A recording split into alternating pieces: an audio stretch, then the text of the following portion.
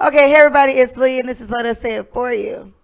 And it's Big Mike in his house. Whoopty whooped, whoopty whooped. Okay, so It's about to get dark. yeah, so we had great weeks. Let's just start off there. Everything's fantastic. Micah is now LLCer. She has an LLC. Woo! Yes. Yay. So welcome to the LLC club. Yes, girl. Arching Point is fantastic. She danced to Jamaican songs, so I feel like that was the best class she's ever had. Whatever. Oh yeah, by the way, for those who are like trying to like start businesses or brand your blogs and things like that, and you're not sure what direction you want to take, I didn't become an LLC until today, and I've been in business since 2016. So think about, you're transitioning. Like, you never are, stuck in being one type of. You can always grow. When your plan changes, then you may have to get some legitimacy, behind you when you're thinking about the type of products and services that you want to offer to your clients. So I made an executive decision to do this because this was best for my all-around business in general. Yes, it is. But yeah, you don't have to have an LLC. I was still in business before I got this, so it just made more sense to get the liability behind it. So and what I would encourage you guys to do, you can do these things and do well. But if you want things like, if you want a company bank account, you have to have something. Exactly. You have to have an LLC or whatever. You have to have some type of legal establishment in order to get your tax ID number, in order to get a business bank account. So That was my only real push for doing it for me and Nicole. But I have it now. So I have an LLC. I'm an official business. I got to file taxes like a million times. Me and Nicole, I have to do quarterly taxes. Apparently, it depends on your business. I know my tax lady told me I have to do it. Or actually, Florida told me I had to do it. And she was like, yeah, you got to do it. So I do quarterly taxes. And I have to do, regular taxes around when I do mine. And, it's just a part of being a business owner. But it just is what it is. Yeah. The pride you get from having your own is great. Like, yeah. We did a high five. Micah went out last night. Well, she went out last night for her class. But today, we're, having a little toast because, I'm proud of sis. Sis has an LLC now. Right. And she'll be able to get her business bank account soon and be well on her way to forming a lovely Boom. Conglomerate there. Yes. With all her companies. Yes. All her things. So that's one push to getting or one reason I would say to get your LLC or whatever type of business. Exactly. But yeah, so whatever works for you, like she said, just do your research on why you would want to get it. It doesn't hurt. I mean, it was just, doing the paperwork and making sure everything is correct and paying for it. That's basically it. Yes, but and it ain't cheap. You can have a business like tomorrow, like tonight, in like 3 hours. Mm-hmm. So if that's what you really want to do, then just do it. Mm-hmm. Nothing is stopping you. Nothing is but stopping Wi-Fi. I have to say her Wi-Fi turned off. My Wi-Fi turned off. She won't let it go. I was like, what? You did it. It's okay. And I turned on my hotspot for her and she didn't even use it. You bet. My knees messed up. Anyway, so I'm going to get a little dark here. And I'm sorry, but I saw this and I wanted to discuss it. This is one of those things where, shout out to Mercedes. I asked Mercedes what segment. Oh, man, if I could try. I want to see if I can try to remember this. I asked what segment people thought I should add to the show. And Mercedes said, it starts with us, or it starts with us, just end with us, or something like that. Something to that effect. So there was a black woman who was charged for the murder of her 3-month-old baby. Or the death. I wouldn't say murder. Was charged for the death of her 3-month-old baby. And it was basically because she got into a fight with another black woman and dropped her 3-month-old baby. Like, she was holding the baby in her hand, just dropped the baby. Kept fighting. And, standbyers or whatever came and grabbed the baby up. Didn't take the baby to the hospital until the next day.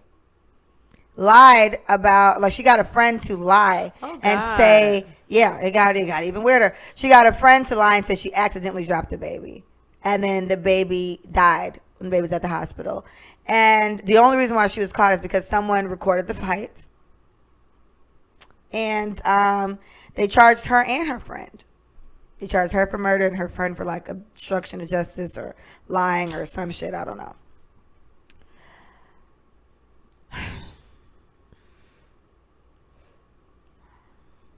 So many questions. No. So many questions. We laughed and said, lock her up and throw away the key. And we meant it. Definitely meant it. I feel like there is no excuse for ignorance. There is no excuse for blatantly endangering a life of a small human being. There is no excuse. Like, it should not be enough rage in the world for you to forget that you are holding your child. And now, let me say that what I've seen at a park is a woman fighting with a toddler on her hip. Oh. I've seen this. Like, okay. This is... Oh, like in person? I've seen it, yeah. Oh. In person. I've seen a toddler being held while their mom is trying to manhandle somebody for disrespecting her or whatever the case was. And y'all, it was over candy. They were fighting over candy. Because she felt like... Oh, I was there. Was I not? Yes. Oh, my gosh. I've witnessed it. Because she felt like the lady wasn't being fair about picking up the kid. So, okay, mind you, black community. We have a lot of trauma. We have a lot of post-slavery traumatic trauma that has been passed down from our great-grandparents. We have a lot of Jim Crow law isms. We got a lot of Willie Lynch shit going on. Like, we got some heavy stuff happening. But one thing that I cannot stress enough. Oh, Jesus. Like, the fact that no one takes responsibility for their disgusting behavior.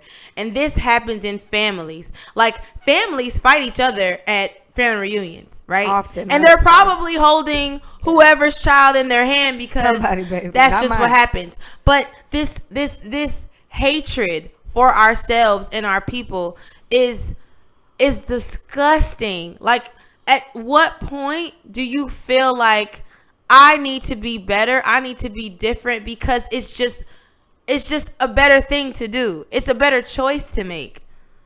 Why would you think? Why are you fighting with a 3-month-old? First of all, why are you arguing while you're holding a 3-month-old? Like, it's just, like you said, it's just so many questions. There's so many questions. And like, what? And for me, it's like, okay, fine. If you're not, let's just say for whatever reason, because Mike is absolutely correct. Why?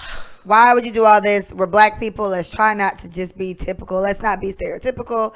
Let's not fight at every family reunion. Let's not be the loud, obnoxious one somewhere, whatever. What bothers me as a mother is the simple fact that I've had issues with people. Not me wanting to fight somebody, but me having someone determined to fight me. And the only time, because I'm full-blown ready to defend myself, but the only time I would have to gracefully bow out of that altercation is if I was with my child. Because all I'm thinking about is I don't want her to see anything happen to me. I don't want anything to accidentally happen to her. And my kid at the time when all this drama was happening for me, she was like 3 or 4 or something like that. You have a 3-month-old in your hand and no motherly instincts take over for you to say, let me just fight this bitch tomorrow. Same thing happened to her. Just fight her tomorrow. Same thing fight her next week. Same thing happened to her when she was a baby. And it's like I have to chuck this shit up to generational disgusting behavior. Because your mother was a piss poor mother and made horrible choices when she was raising you. You repeat the same disgusting behavior. Come on. Like, at what point do you say, no, I should not have been raised this way? No, that was not okay that my mom took me to my dad's house and watch her hit him and him hit her. Like, that's not okay. Oh my gosh. Because it's like, what do you make when you do that? You know? And so in this situation, there's a 3-month-old baby that died. And what pissed me off with her even more is that the kid fell. She didn't stop fighting. She kept fighting. Somebody else picked up the kid. She made up this whole fucking story about her friend accidentally dropping the baby. And the baby died. And now you're locked up. And I think the other woman that she was fighting didn't get charged. Because I believe, why would she? Because I believe it showed that she initiated it with the woman. So you're holding a 3-month-old, trying to knock a bitch out, and your baby falls, and you just stick to the fight. It's just the whole situation is just. Do you know what that sounds like to me? It's very sad. What it sounds like, and Very I always sad. chuck this up to like mental health, Please, y'all. because that's where we're going next. Oh my God, so bad. But literally, she didn't want that kid to begin with. She didn't like. Oh, maybe she didn't like. Maybe she didn't want the baby. The life that she was living. She probably was having unprotected sex, like we usually do. And I'm gonna say we because we've all been there. I am not above. But one thing I will say is, we are not taking responsibility for our actions when we are performing these acts that could literally lead to like life consequences. And unfortunately, her life consequences was this baby. And she chose not to give 2 flying F's about what would happen to this kid, because whatever this woman said to disrespect her had to be done. I have to let her know who I am today. Yeah, this bitch ain't gonna try me. And so I'm gonna show this hoe what's up. that also goes show her back tomorrow to the sensitivity Show and her the tomorrow. defense that black people are always on. We're always on defense mode all the time. And I think, who said this? I Was can it attribute that Baldwin? to everything you always go to with, generational whatever. Mm-hmm. I can understand that. Yeah, like we're always on defense. But did Baldwin say it? Did Frederick Douglass said it? One of these black men who write eloquently, maybe W.E.B. Du Bois. Yeah, It could be. One of them amazing men. Look them all up after I say what I say. But what they said is, to be a black man in America is to be enraged all the time. It's This was something. I think it's Frederick.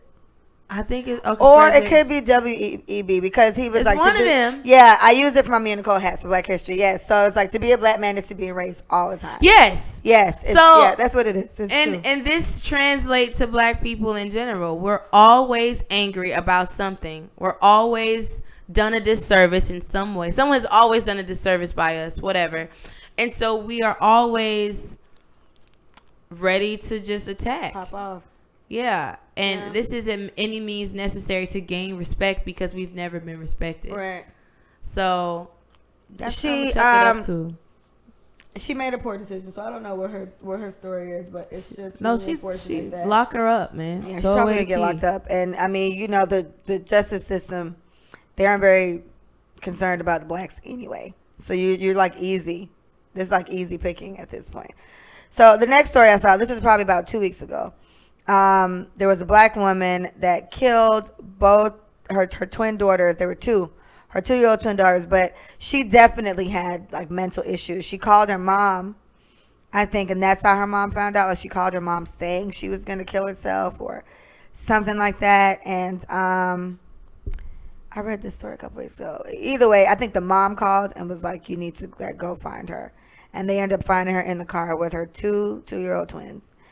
Or her 2-year-old twins, and she killed them. She killed them both, and then when the police did come and arrest her, she was just hollering and screaming about what have I done, or I can't believe it, whatever. And how old were the babies? They were two, her 2-year-old twins, twin girls. And with her, I felt bad for her because I really do feel like she had a problem. Yeah. Like, I feel like she has a problem because she's alive. She definitely has a problem, and now she's killed her kids. And, where do you go from there? And I'm almost positive. Correct me if I'm wrong, but I don't think her insanity plea or whatever it is will go over as easy as it probably would if a white person said it. So it's like she's probably still going to get locked up just as bad as anybody else. Now, then again, I feel like she might not, for the simple fact that I think she's actually gone somewhere and has been diagnosed with like, oh well, there it goes, something else. Like, this is before she probably was even pregnant, or maybe right after she had them. But it seemed like everything was going well, and then I don't know if how did she do it. I don't know. They just found them dead in the back seat. So all I can imagine is, unless like I don't even know. I don't even want to talk. Too heavy. I don't know what she did, but it was like, damn. you know? And then this kind of leads into like mental health. Again, we talked about this before. In the Black community, it just seems like that is just like so taboo for us. I think nothing at all is wrong with therapy.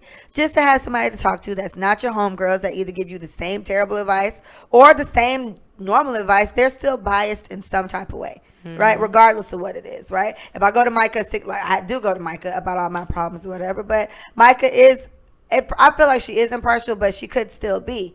So it's a situation where go to a therapist and just start talking. They're trained to pick up on things that I wouldn't have picked up on, right? They're trained to know, well, you've said this 3 or 4 times. This means something. You know what I mean? It's like therapy is not as crazy as everybody makes it seem, but I feel like this can really prevent some of the very, very, very tragic things that we hear happen. And anytime I hear that things happen to kids, it really, really screws up my day. Like, because it's just these poor little kids. All I'm thinking about, like, oh my gosh, another one. This was probably a year or so ago.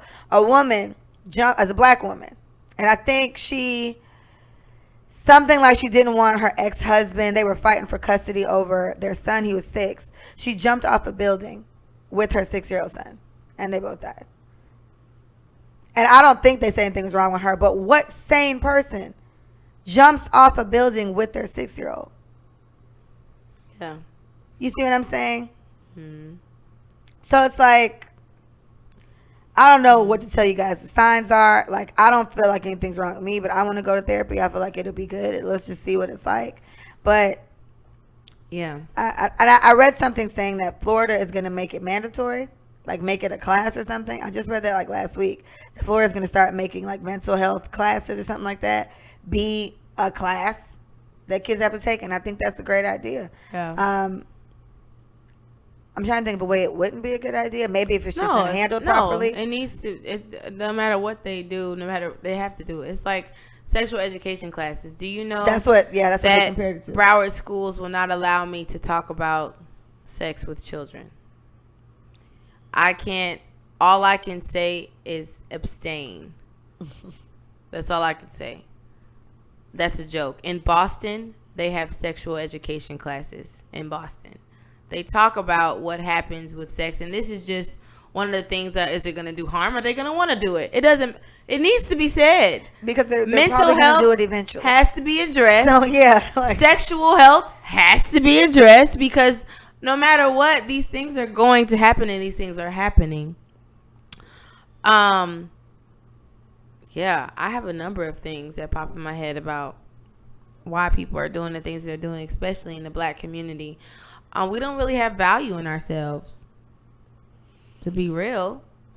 There's no value. And I feel like more African American women are proving day by day that they value themselves and they value their family, but mostly they value other people more than they do themselves. So they work themselves to the bone, nitty gritty, no self-care, no self-care, period. Yeah, to make sure everybody else around them is good. They cover everybody else but themselves, which leads them to be overworked, tired, stressed out, cancer, heart disease, heart failure. Like all those things are happening to Black women. Complications during birth. Like it's some crazy things happening. I said that to a friend of mine. She's married and she had her baby, and I said, one thing that happens to women, and I'm sure men have their version of this, but I can speak from a mother's standpoint. One thing that happens to women is that when you have kids, everything goes to the kid. Like your number one goal and focus is the kid, right? And understandably so. Like you this was living in you. This is your responsibility. But there does come a point where you need to make sure that you don't lose you. The things that you wanted to do. Having a kid doesn't automatically mean you just stop living and nothing else happens after that. And your only focus in life is your kid. The most important thing in the world to me is my child. I started a company. It's named after my child. Like she means everything to me. But at the same time, I'm only going to be as good of a mother to her as I can be if I'm okay with myself. So there's certain things I don't even want to talk about if it's going to stress me out. There's certain people I don't want to be around if it's going to piss me off. There's certain dudes I don't talk to anymore because you're a headache. Whatever makes me be any less of an amazing mother to my kid, I'm not fucking with it at all. No, definitely. So I think that's something to keep in mind. Right. Whatever it is, you don't have a kid, then all you really need to be concerned about is you. And that's important. Make sure you're okay. And therapy, again, I keep trying to push it. And I'm not in it, but I want to go. Like, I want to go to therapy. I'll find time to do it just to talk to somebody and see if there are some things that are buried there, some things that are weird. And to me, I feel like all these things that we talked about so far have been just really like worst case scenario. Right. And it's just, that's what stresses me out the most, because who around them would even suggest therapy?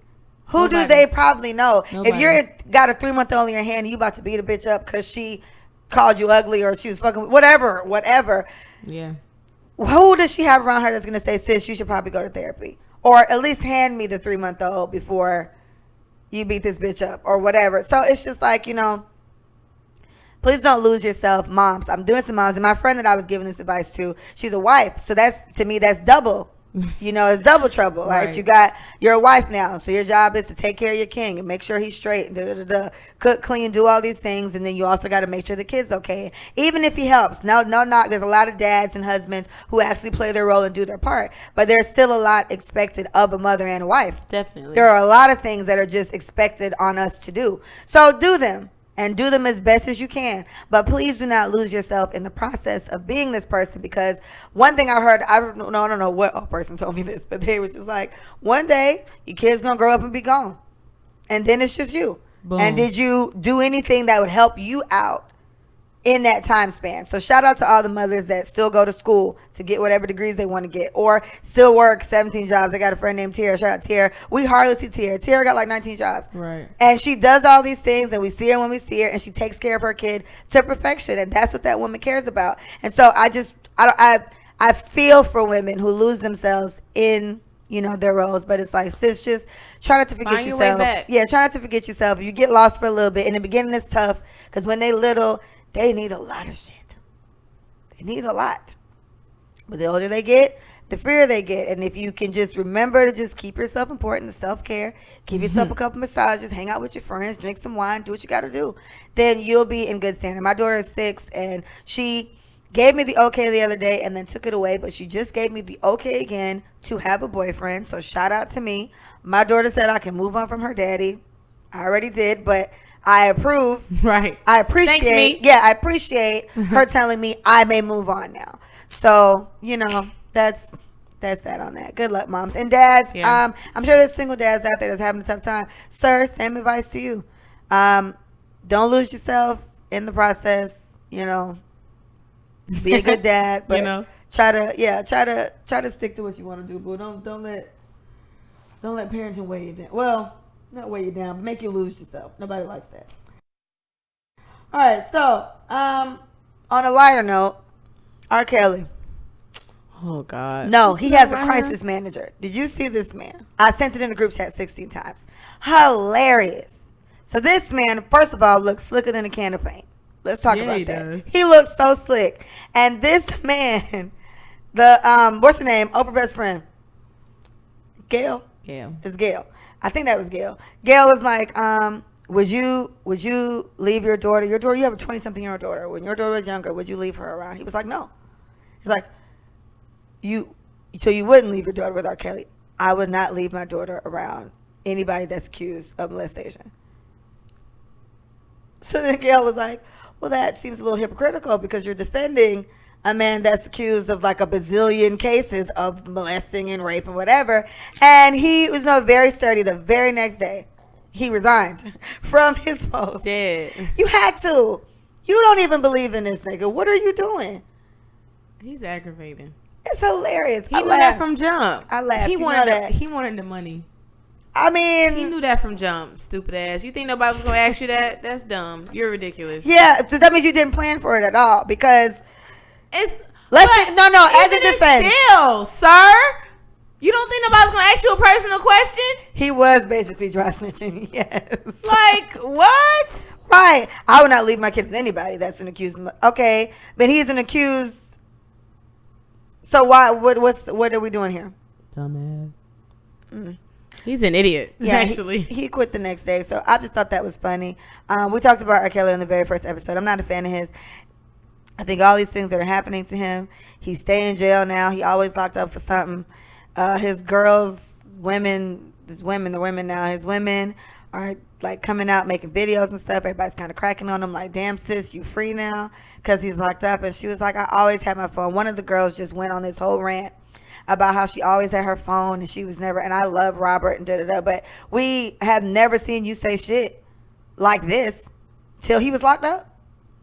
So how free are you, sis? how free are you, babe? You seem real incarcerated to me. And she sounds young. She was like, I think she said she was 20 or she said she was 21. And she was like, I'm a grown-ass woman. I'm 20-something years old. I was like, girl, okay, bitch. Like, you grown, I guess. And literally on video. Please. She like on live. She's shaped, too. She looks good. You know, I hope somehow she escapes. Robert is going to whoop your ass when he get out. You need to get off the internet. Get off live, sis. Get off the internet. Get off live. And, Get off the internet. I don't want to laugh at it. Because, again, I blame R. Kelly. I feel like he's just bamboozled these young girls. Okay. And has made them. Right. Let's talk about it. Because, again, mental. Oh, my gosh. They're like, it's like, what's the freaking syndrome? Stockholm syndrome at this point. Yes. Let's talk about it, though. All right. As a parent, as a mother, in our black community, we don't talk about sex. We don't healthily talk about sex. All of the little boys hear it from their uncles, their dads, their older cousins. Excuse me. In some cases, they're even put into situations where they can be sexual with a woman just to make sure he's not gay. Like, that's disgusting on some other stuff. Like, low-key, that's rape. Y'all are participating in rape.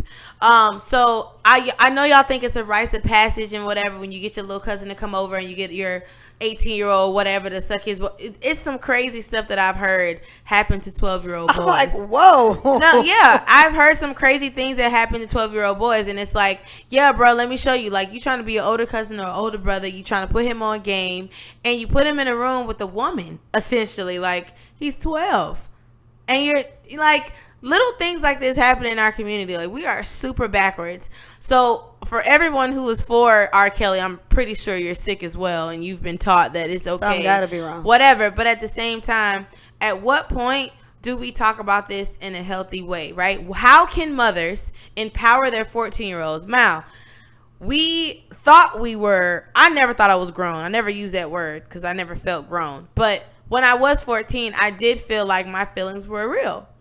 I did feel like I actually did really, really like this guy.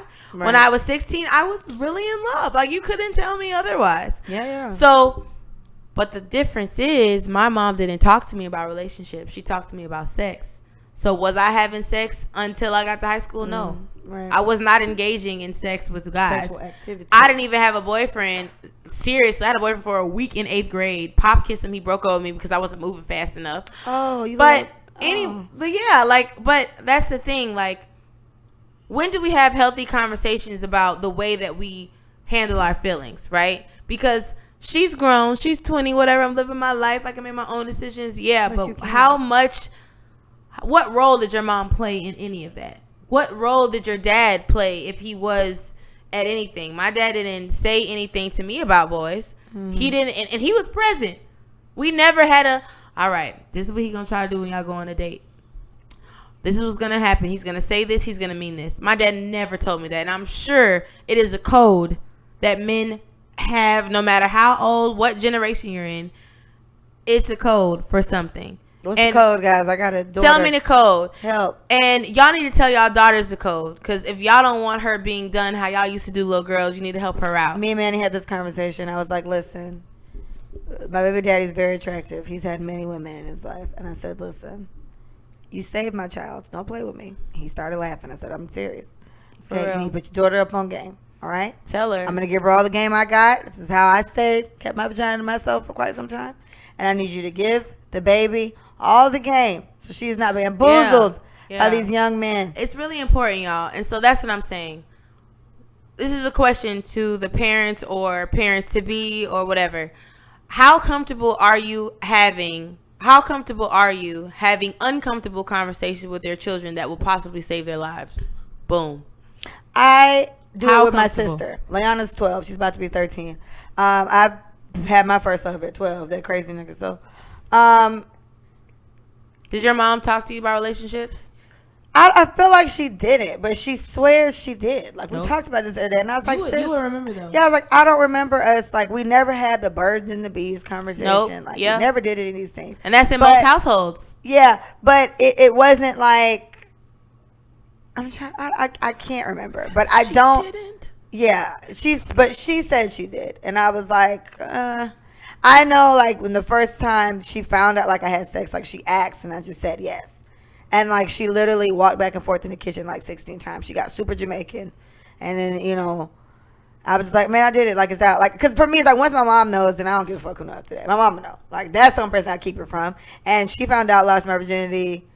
I lost it on a Wednesday. She found out on Friday. And she was just like, I can't believe this. I was like, oh, my gosh, Mama, wear condoms. She was like, it was like a quick, what do you know about condoms? And it was like, okay, well. All right, fine. And that's why I'm worried about my little sister when it comes to that, because, like, me and my mom are literally like besties at this point. We talk about a whole bunch of shit. But she's more open and having these conversations with my sister now, because I said things to her like, you didn't do that with me, but you lucked up with me. Like, she didn't, like, we talked about our moms didn't have to help us with homework and stuff like that. We just did it. My sister's not like that. So if you let her sit there and play Fortnite all day, she's going to sit there and play Fortnite all day. My thing was, if I wanted to play Tomb Raider, whatever, you can't play Tomb Raider until you finish your homework. I still do that now. You can't go out with your friends until you make me and Nicole has. So it's just two different kids, just raised two different ways. Yeah. And so with my sister, I have conversations with her about stuff like that. And that's, if anything, practice for me to get into it with Mia when I have to do that one day. So me and my sister haven't necessarily talked about sex like that, like, but we know she knows what it is. She's seen sex before on TV or something, so she's aware. And my mom says she's had conversations with her, so I said, well, that's your place, so make sure you do have some conversations with her. And I just want to be the big sister that she's comfortable coming to, asking questions. So this is where I try to do things like today. We went out, we hung out, you know, etc. And I tell her not to talk to strangers. So have you had sex before? Have you asked those questions? No.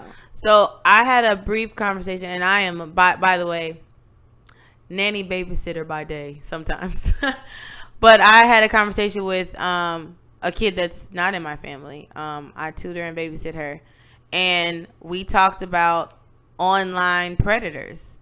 Oh, my gosh. And we talked about what happens when they asked for nude pictures. Like, we really got into it. And so good. I feel more comfortable talking to her about it, because obviously I don't really have like this weird, like, sacred attachment, right? Like, I love her to death, yes, but she's not like my Mia. She's not like Liana. She's not like, you know what I'm saying, any kid that I've grew up with in that way. And also, she's very liberal and open about what she says. So it's easier to talk to kids who already are ready to talk about it. Word. Oh. I'm sorry. So you got those kids that never talk to you about anything. So how do you know? What is your cue? You don't even know what questions they have going on, but you know they got questions. So my thing is, for everybody out there, just find a way to get through being uncomfortable. It was a show called Blackish. And the dad was trying to have a talk with his son, and he swear up and down like your mom did. I had a conversation about sex with you. And then his wife was like, babe, you literally start sweating really hard when they start asking questions and you walk away. He said, no, I don't. And then they showed a clip of him sweating extremely hard. Profusely. And babbling, and he walked away. He did even answered. He was very, very uncomfortable. So I know it can get weird, and it's like, you don't want to, I guess, say the wrong thing to make them go do it. But at what point do we just get over that and just work through it? Because things like this happen. And how do you grow the confidence of a 14-year-old? How do you tell her that a 27-year-old man loving you is not okay? A 27-year-old man loving a 14-year-old little girl, that is toxic. You know why? Because think about how old he is. Think about how much he knows. Think about where he's been in your life. You are literally in 8th grade. What can you offer this man in his life? You don't even know how to clean your room. Like, you know what I'm saying? Like, and frame it in a way where it's not as insulting, but it's just realistic. I pick you up from school every day. You can't even drive. And this older man wants to date you on a serious sexual level and you are not even developed. Well, like, I know, with that, I guess I'll go with Mia. I have to train Mia. So Mia's 6. So I'm just training her on, don't talk to strangers things, don't fall for candy, et cetera, et cetera. And I just make it a point that, some people, everybody isn't really nice. And, it can be dangerous. And Mia at this point, because I have a fear of being kidnapped, my child Loki has a fear of being kidnapped. So literally, like, there's a van that we see, and I was like, that's a kidnap van. Mia calls it a kidnap van. Like, she just stays away from things like that. And I was like, you know what? I'm fine with it. Mm-hmm. We don't go near vans like that. We don't walk past them by ourselves and stuff like that. So I've low-key created a mini-me in that respect, but I am very, very cautious when it comes to stuff. And I'd rather her be super cautious than just be free as a bird, just floating around, and then some crazy shit happens. So I would just build on that. When sex does become a topic that we have to have, I'd talk to Manny and be like, all right, Manny, what are we going to do? Like, how are we gonna explain this? You want me to do it? You want to do it? But we should both do it. Or you do one, I do one. Let's make sure we're keeping the same message, right, through and through. However, the cool thing is my mom has been talking to me about sex since I was in the womb. With me and John talk about it all the time. But honestly, my mom explained sex to be the greatest spiritual connection you can have with someone. Like, she That's literally beautiful. Framed it in a very beautiful way. And she said, when you join bodies together, you don't want to join with someone who is carrying like an envious spirit or someone who wishes harm on other people. Like, she kind of framed it as characters, right? Because that's something that we could grasp. Like, we know what a good person is. We know what a bad person is. So when you're having sex, that's who you're joining with. So she was like, you want to make sure this person cares about you. You want to make sure this person is a good person.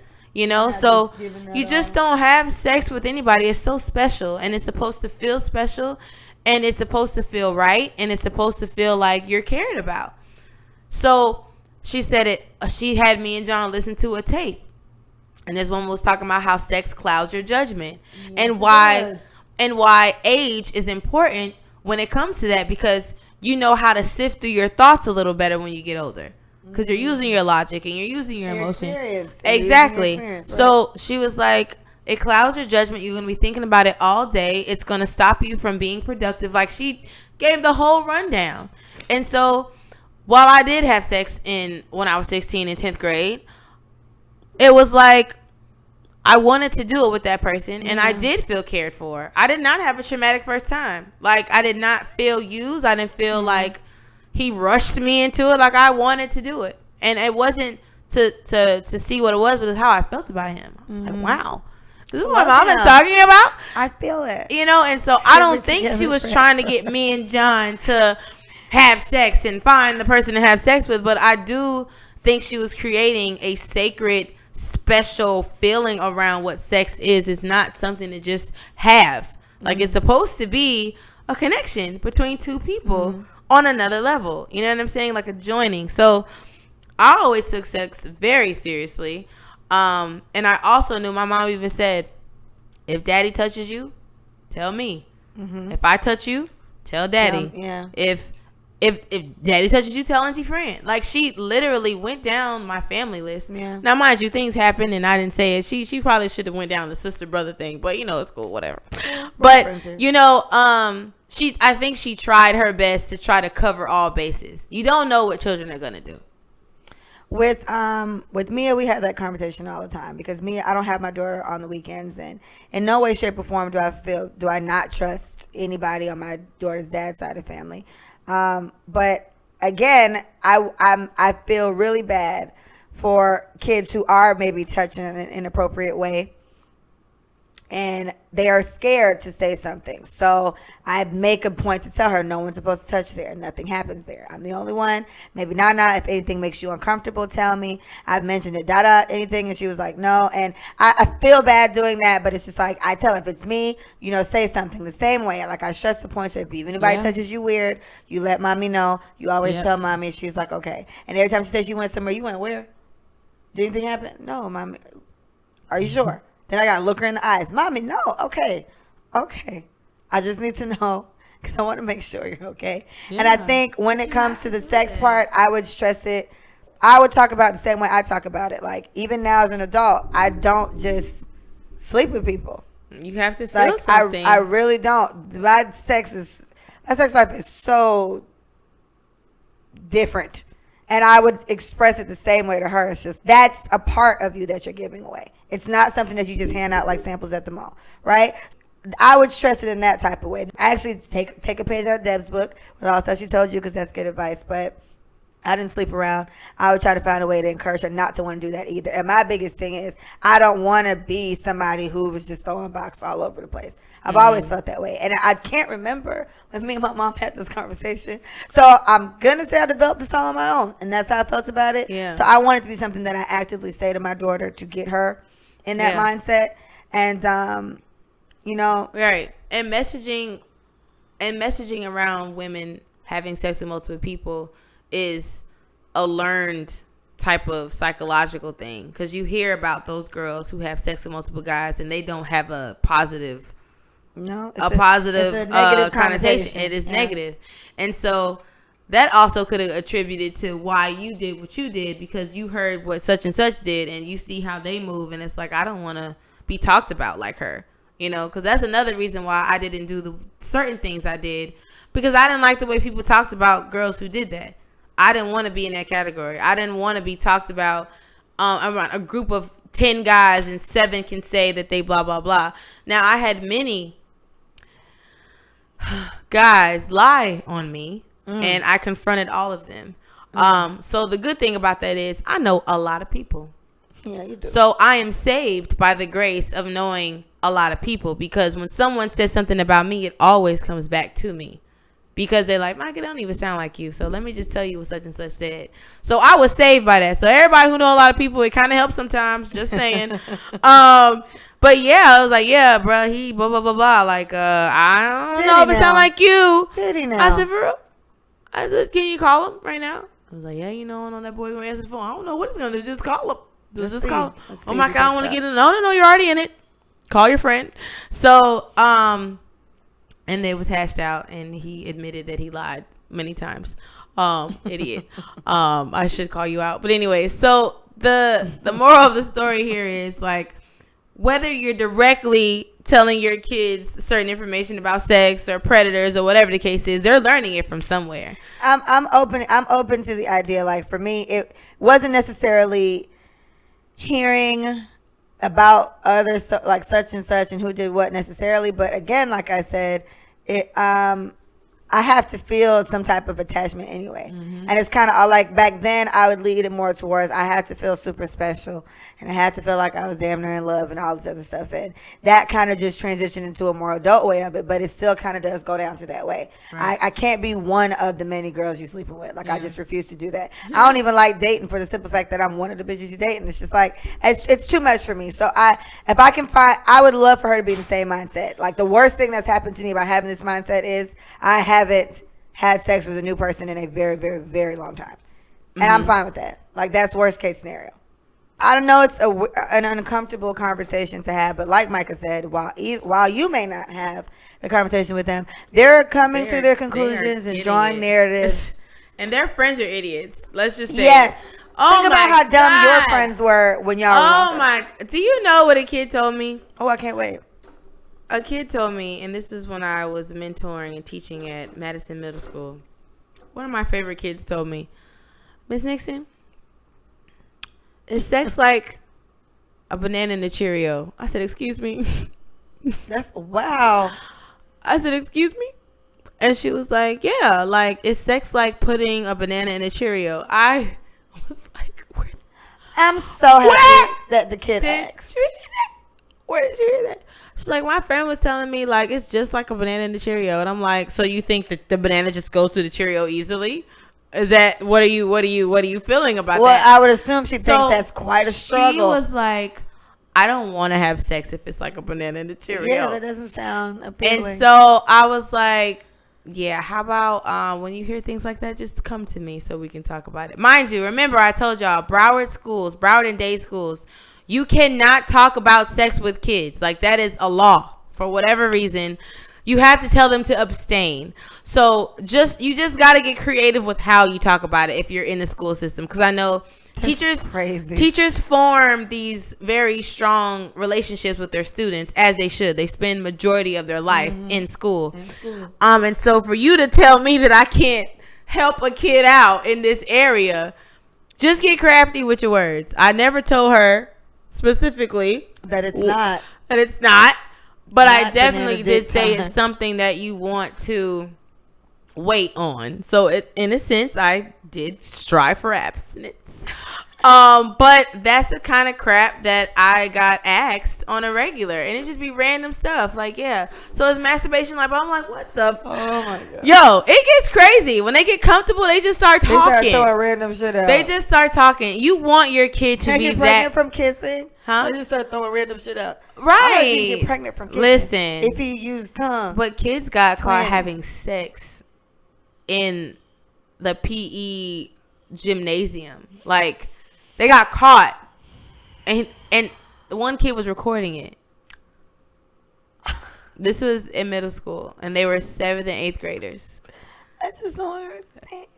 It was very graphic. It's very graphic. I'm not even gonna tell you what it was, but on the video he was like, "Yep, I'm doing that." That's exactly what he was saying. Like, he was encouraging himself. And poor girl. Poor kids. But yeah, so you have to talk with your kids, please. People. I always heard about the birds and the bees when I watched like TV shows, and I was just like, what is that? I knew what sex was, and so my question is, how the fuck do the birds and the bees? What does that have to do with anything? Yes, and I still don't know. So somebody let me know what that means. Yeah, I don't know. Birds. But never circle of life thing. Bird, like I'm drawing birds and bees. Birds make and honey. Bees. Birds build nests. I don't understand. Yeah, how that correlates. Right.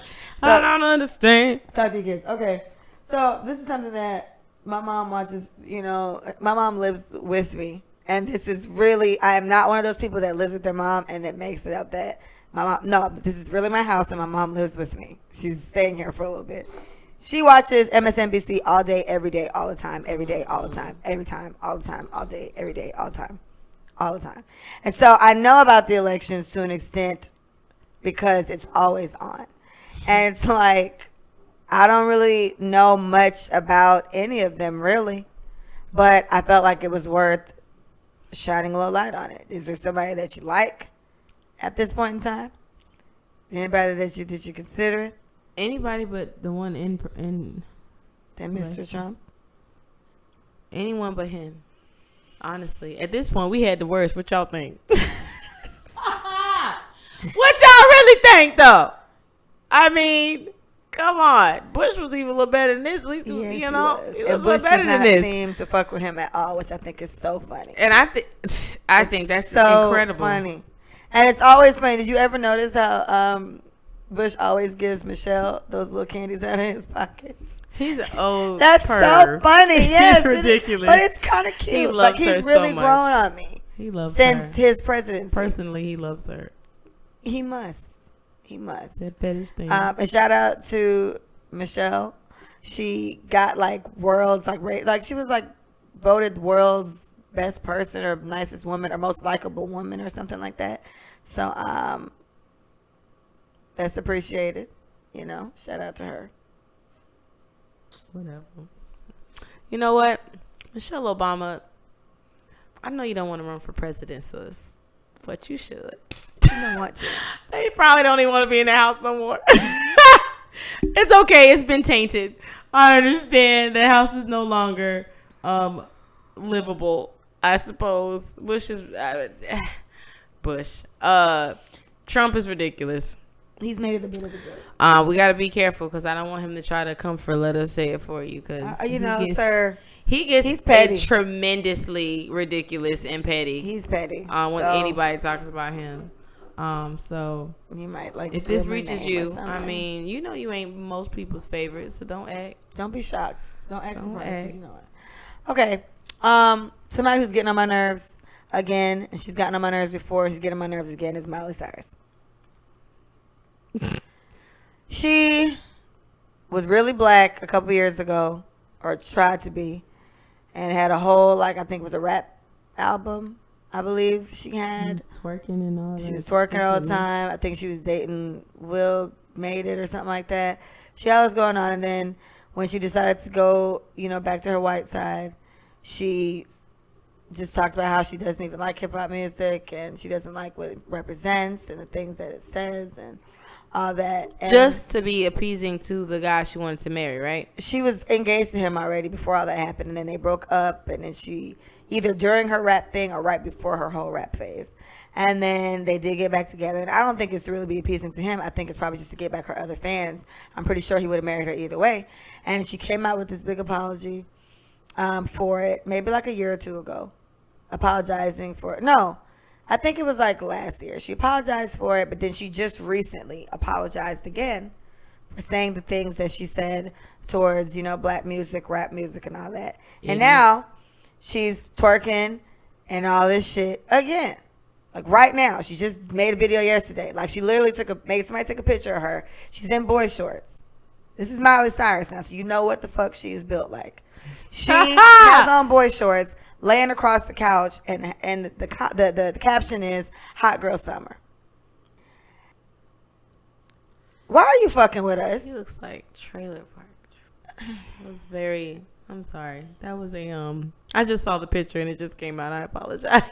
It's ridiculous. It's like, what the fuck? Oh, my God. And then she comes out with all these apologies about it again. She brought it up again, saying she's really sorry again. And then the very next instant, she's twerking again. And she did this whole thing where she was dancing. She tagged Britney Spears and she was like, come dance with me. But she's dancing to like a rap song. I think she's dancing to either like Meg or something like that. Like, sis is hard down trying to twerk, and I'm just like, here she go again with this bullshit. Like, stop it. Just go away.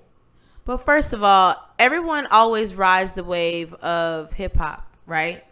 That's kind of what we do. We innovate, we create challenges and waves and for people to ride, essentially. Like, our culture is the most influential culture. We can't really get away from that, right? And so she capitalizes on certain things when it best suits her. And when it doesn't suit her, she falls back. But that's like what every other person that does that. Then that's the point. You know what I'm saying? The number one song on the charts for however long has been Old Town Road, and it's featuring her father. Exactly. That was his song, and it was a remake, whatever. So it's like, okay, well, my dad's doing well in the black community right now. There was a whole like protest, a whole bunch of country people were just like, they hated him for that. Yeah, they hated him, but then her dad came out there, like Billy Ray came out there and said, "Thank you, Lil Nas X, for using my song or for whatever," because that song's number one. I don't think it was when it was out. It wasn't, but it's been a number one forever. At this point, it's been. I think he just beat a record. He beat the other number one song that was there. Like, his thing has been number one the longest. So it's like, okay, well, my dad's in good with the blacks, so let me listen to some Meg and whatever. And maybe she always did. I feel like she likes it and she's always liked it. But those little fucked up comments she made a couple years back was just to appease whoever it is she's trying to appease. But then here you come again with this shit. It's just like, Miley, stop. You gonna piss off the wrong person, you gonna get beat up. Cut it out. This is what they do best, bro. Whatever. All right, Micah, you have to choose. This is what they do best. City Girl Summer, Hot Girl Summer. City Girl Summer, Hot Girl Summer? I love Megan. She's super tall, so there it goes, and she's from Texas. I love her. I'm sorry. I like her a lot too. Real hot girl shit. I love that whole line. Right. Yeah. So I'm one of those people that I don't want to pick either one, but it seems like Megan's is slightly less, not even slightly. It seems like Megan's is more so about doing what you want to do and not necessarily sleeping with guys if that's what it takes to get him to buy things, or you will give up the box if he spends cash on it. But he know it's very expensive to date. Right. That's it. But I do. Period. Enjoy the City Girls. You see how I put both of them? Period. Yeah. Yes, I like Carisha and I like Jatavia or whatever, and I enjoy the City Girls a lot. So if I had to pick a summer, I'd have to pick the one that doesn't require me to have sex with him, which seems like it's Meg's. But shout out to them both. I think they're doing well. No, They seem both to of all them, be friends, which I definitely. think is really cool. Yeah. I just saw a live of Meg and Nicki Minaj having like a whole fangirl I moment. saw that. I sent it. It was very, very Very nice. It was cute. very cute. I want to shout out Meg and her dancing ability. She's fantastic. Hey, niece. She's like... That's just crazy. Like, there's a video going around at one of her shows. It was a double XL show. And she has on lime green. I love lime green. And sis was just, she's unstoppable. Say it. I'm invincible. I'm invincible. She's amazing. Nothing can stop me. Yeah, she's amazing. Shout out to Key and Peele. Yes, she's very, very good. So shout out to her. She looks great. She's all natural. She's encouraging, working out so you can look like her. She's definitely a stallion and she can dance her whole ass off. And it's a whole lot of ass. So shout out to Meg. Shout out to the City Girls. Good luck in pregnancy. Free JT. Period. So Kelly Rowland got in trouble the other day, or she got a lot of backlash for supporting that Chris Brown situation. His whole, he only want black bitches with good hair or whatever. And Kelly went on there and did this whole, you know, we love you, Chris. We support you. I feel like Kelly should have just stayed out of that. Support him with what? What? I'm confused, Kelly. She said it. She said it, not me. We support you. I think it's one of those things where everybody who is in the music industry, I'm sure they know Chris and they know, like even his baby mama came out. It was just like, y'all tripping. It's not like that. But we talked about it on another podcast. He just had to apologize and just say I didn't mean it that way. I'm sorry if I offended anybody, but that wasn't the point. Instead of taking it to where he took it. So for him to go as far as he went and Kelly to come in and say, we support you, Chris, it's okay. It's like, Support him with what? support him with what? What? Yeah. What? Right. What? He has a song, and the quick summary of it is he has a song, and in there he says he only want to fuck black bitches with good hair. So a lot of people were mad about the good hair comment. What is good hair? I personally was offended by the black bitch part. It was like, oh, you gotta be all that, like whatever. And then he got into it with Tokyo Vanity. She's on Love and Hip Hop, and she was just like, there's been many instances where Chris doesn't even want dark-skinned girls in his sections or whatever. He only likes red, and to be fair, the only dark-skinned woman I've ever seen him with was Rihanna. Everybody else has been probably other, as Michael. They mixed with something. Like, they're not us. So, you know, I just feel like we're not for him. We're not his type. It's fine. So for Kelly to come in and do that, it's like, Kelly, you just stayed out of that one. You could have just left that alone.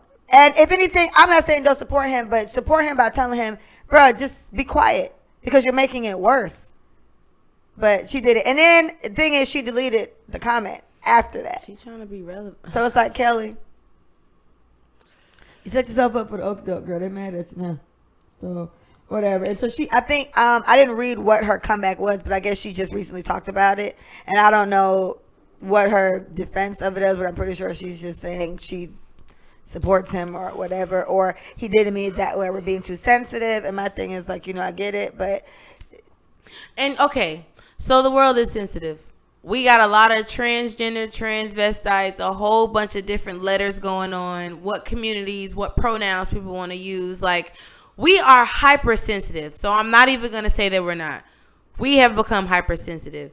But my thing is, how are you expecting people to not be, you know, offended or even just feeling kind of remorseful for your situation? How do you expect people not to do that when you come back at them so aggressively? I mean, if it's not what you aggressively. meant, then just say, nah, y'all, like, for real, like, I love all y'all, but yes, I do have a preference. Or, yeah, you know, I said it, and I definitely, you know, I can see how that could be, blah, blah, blah, but I did not mean it like that. Because after You know 2 what or I'm 3 saying? days of just the most ignorant responses possible, he then comes out about, man, I got this song, man, y'all tripping. And the song, I think it's called Brown Girl or something like that. And it's for everybody. That was the equivalence of somebody who's racist or whatever saying, I got black friends. Like, that's all you saw in Yeah. the comments. I got black friends. It's like you could have led with this 2 or 3 days ago before you start calling everybody nappy But bald that's headed ass the bitches. thing. And why don't you ugly bitches send me a He picture of you? lives- You just did too much. He lives on the defense. And that's why I all don't that he understand how does. anybody can see that. He's 'Cause super sensitive about everything. Nothing that anybody says to him is ever taken well. Ever. He's always pissed off when someone has anything to say about him. Yeah. Him and Drake had a whole fight, and now they on a whole album. Like, not an album, but They're adorable. They are sharing music together, which is cute. Kill the feuds. but Drake, get your boy. Kelly, just don't do that again, sis. Oh, man. Yeah, you shouldn't. I don't think you should have jumped into that because Support what? yeah, That was stupid. You the comment should have been, all right, y'all. Like, we always going hard on Chris, but I don't think he meant it like that. I would have preferred that comment over "we support you, Chris." Duh. Like, duh. That's what fans do. That's what friends do. But when friends F up, you should friends hold friends accountable. Yeah, you should tell him. You should hell? tell him that. The hell, Kelly. Come on, Kelly. Come on, Kelly. I'm rooting for you, girl. Okay. In the news lately, do you know Nicole Murphy, Eddie Murphy's ex-wife? She's super fine. She's like 70 million years old, but she's she's gorgeous. okay to me. She's very pretty. She's built like a freaking. Is she a skeleton? She's skeletal. She's Who are we fit. talking about? Who am I talking about? I don't know. Nicole Murphy. She on that movie? She was on that show with R. Kelly's wife, right? I'm Ex-wife. not sure. Perhaps she is. Or what's his name? Is she light skinned with like pretty eyes? Yes. Skeletal to me. Okay. Go ahead. So either way, she was just pictured kissing somebody's husband. Yes, she would. Right? And Lisa Ray came on there and was just like, damn, you going after her husband too? No loyalty. That's crazy. And she at her or whatever. And I was just like, does she have a history of this? And then somebody else, like the Brat. The Brat is Lisa Ray's sister, but she came out and she was like, yeah, when Lisa was married, she was pushing up on her husband too. And I was like, damn, Nicole. So Nicole came out with an apology a couple of days later, and she said it was just a family friend, and it was nothing. But there's pictures of you in a bikini, him in some trunks, and y'all kissing. It's like 2 or 3 pictures of it. What family friend? Any man could get it at this point. That's what I'm trying to think. Like at a certain age, Ain't no such thing. is that how it goes? No. But you Women can't. our age do that. But she cares. But my thing is, she cares enough to come out afterwards. 'Cause after she said it was just a family friend, then she came out again and apologized for it. Because She of was what like, it made "I'm it sorry." look like. Yeah, she's like, I'm sorry, and she was like, it's because I was told that their wedding was their thing was basically over or some shit like that. And I mean, maybe he misled her. Maybe he bamboozled her. And I'm sure he did. So Nola is a character from She's Gotta Have It. It's the Netflix series. Just had its 2nd season, which is dope. If y'all haven't watched it, He got canceled. It was probably too forward for the public. But for the most part, it was a nice little show about women taking, total control of their sexuality, their life, their presence, their life, their womanhood, whatever. I stopped watching it for a while because she started annoying me, but I watched it again and I'm cool with it. But she met a man in a park one day, and of course she's as single as a butterfly would be, right? Just floating around and living life and spreading joy, whatever. And has a conversation with this guy, and of course he doesn't say he's married the first time. And I'm pretty sure the way that they kind of like showed them, his hands weren't shown. Like, she didn't look down to see if he had a ring. Like, there was no indication that she knew off rip. But definitely in that first conversation, he did not say I was married. So when things like this happen, I do know some guys, even in Waiting to Exhale, the friend who was dating this married man for the longest. Whitney. Yeah. Yeah, Whitney. No, it was a light-skinned woman. The one who was dating David Ruffin. Y'all know who David Ruffin is? Like the real tall, dark skin. Leon. Yeah. That's Leon. Yeah. So he's been married for the longest. He kept telling her, I'm going to leave my man. But she kept getting super dressed up and sexy to date him. Whitney did the same thing. Yeah, I was Whitney. They Whitney both was man. dealing, Whitney's but they the Allstate guy, and he was both married. were dealing with married men. Okay. So my situation. Oh, the one who was dating Leon, that's Mm, the dude who Nicole Murphy was kissing. That's his wife. that makes sense. Yeah, that's his wife, and she's gained a lot of weight. Yeah, but apparently it was a condition. It's a health condition. Though. She had like a lot of serious health things, and that's why she So was like beautiful. that. So that's what makes it even worse. It's like the lady was sick, and she's been with you for like 15. Like, it was a long. They've been together for a lot of time. Poor And girl. here you go, tonguing down Nicole Murphy finance. Poor girl. Anyways, so my thing is, I totally understand when you're bamboozled.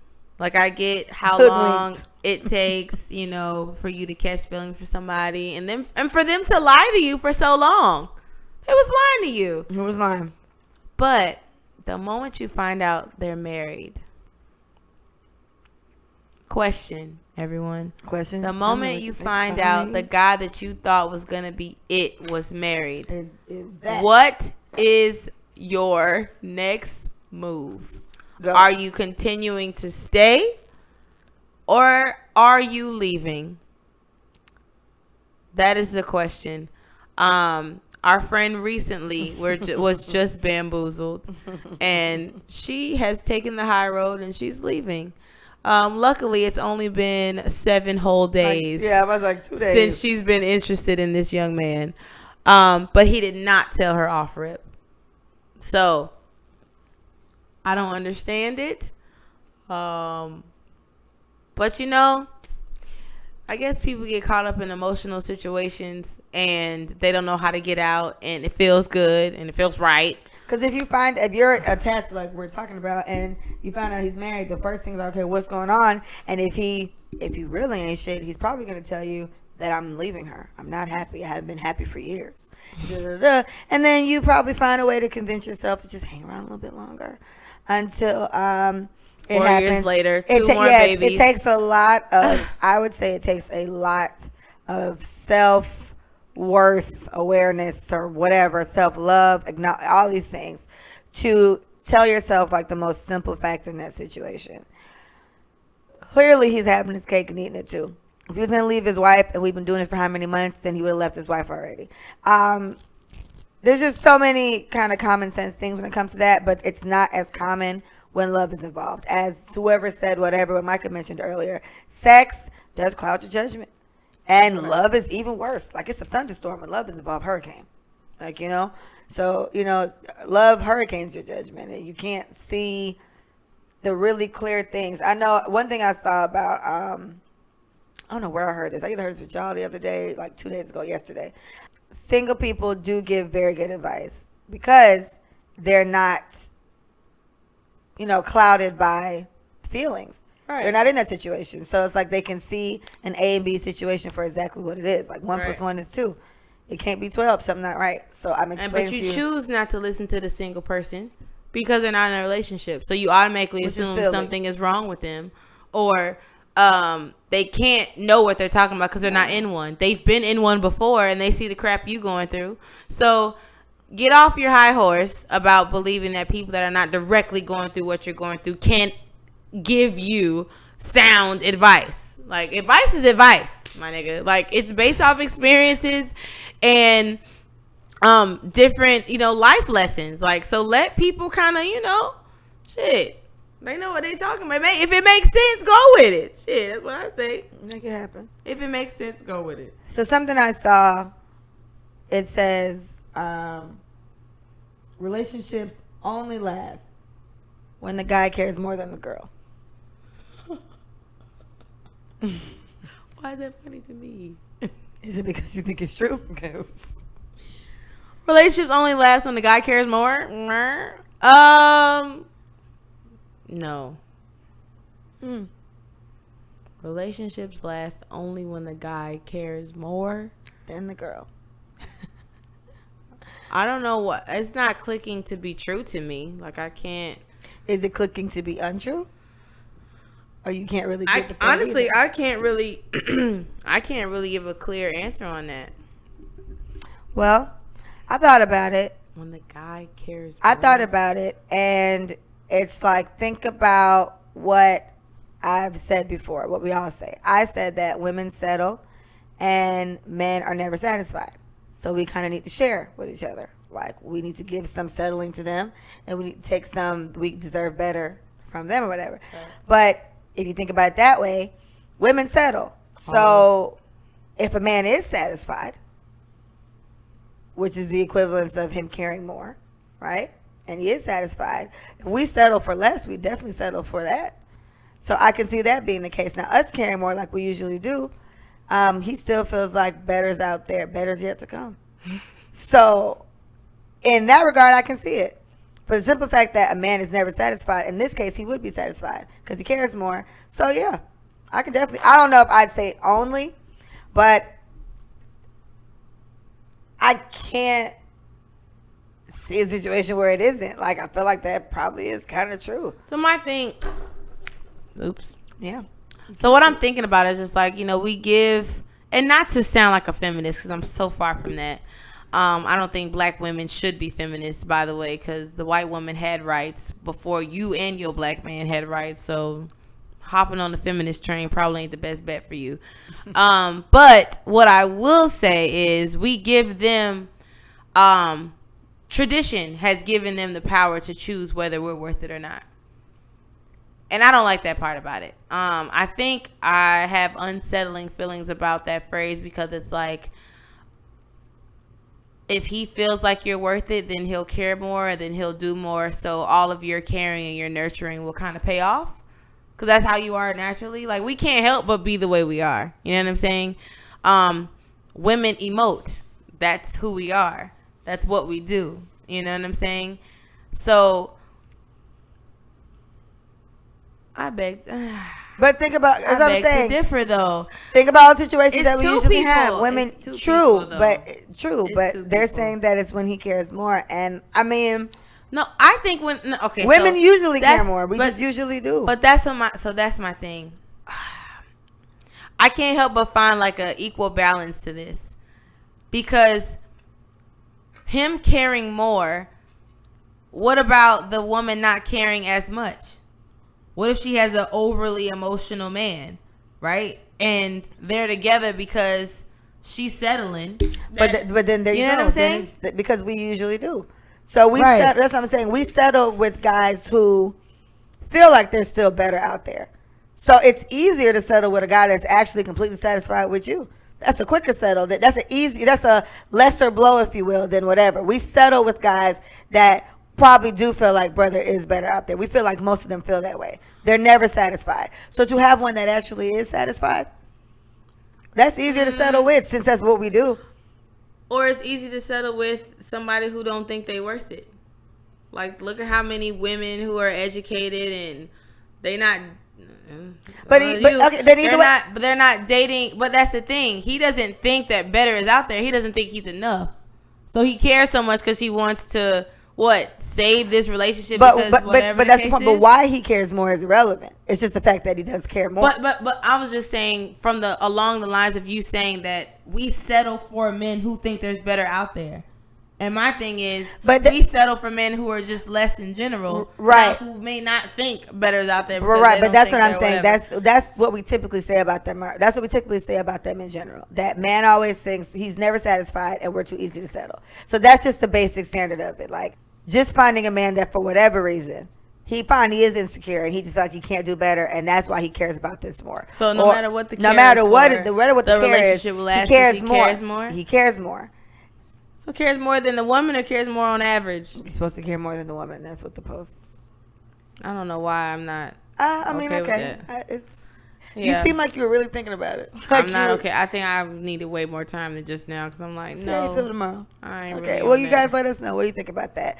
Relationship only lasts, or? And my thing is, relationship lasts when both people are willing to work. That's probably why I'm struggling with that.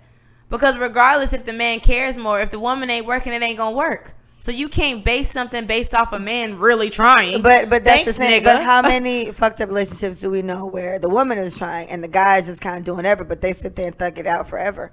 We know bad relationship. It doesn't mean it'll stay that way. That's assuming someone's gonna say, "Hey, this isn't working and I'm leaving." We don't know that many people that do that. Right. But we also do know women who are piss poor in a relationship, right? So she's not trying at all. But he cares more, the same way we say with piss poor dudes. Or he may not care more. They're both in the same situation where it's just comfortable. Nobody's happy with anyone. My thing is... That's different, though. But that's my thing. I'm against that because nothing will work until both people are on the same page. So a man caring more and giving more to the situation doesn't mean that the woman is going to You know what I'm saying? Like, an effective relationship is two parties working towards something to be the best that it can be. So giving the man more clout because he cares more and because he's in it, it's like, what? Then fine. Then let's say this, because they're in a relationship. They love each other. He just cares a tiny bit more. He cares 60 and she's 40. We can even make it closer. So we're chucking up to men not caring in relationships. No, we're just chucking up to a man caring more this time. Like women. I'm not used to that, so.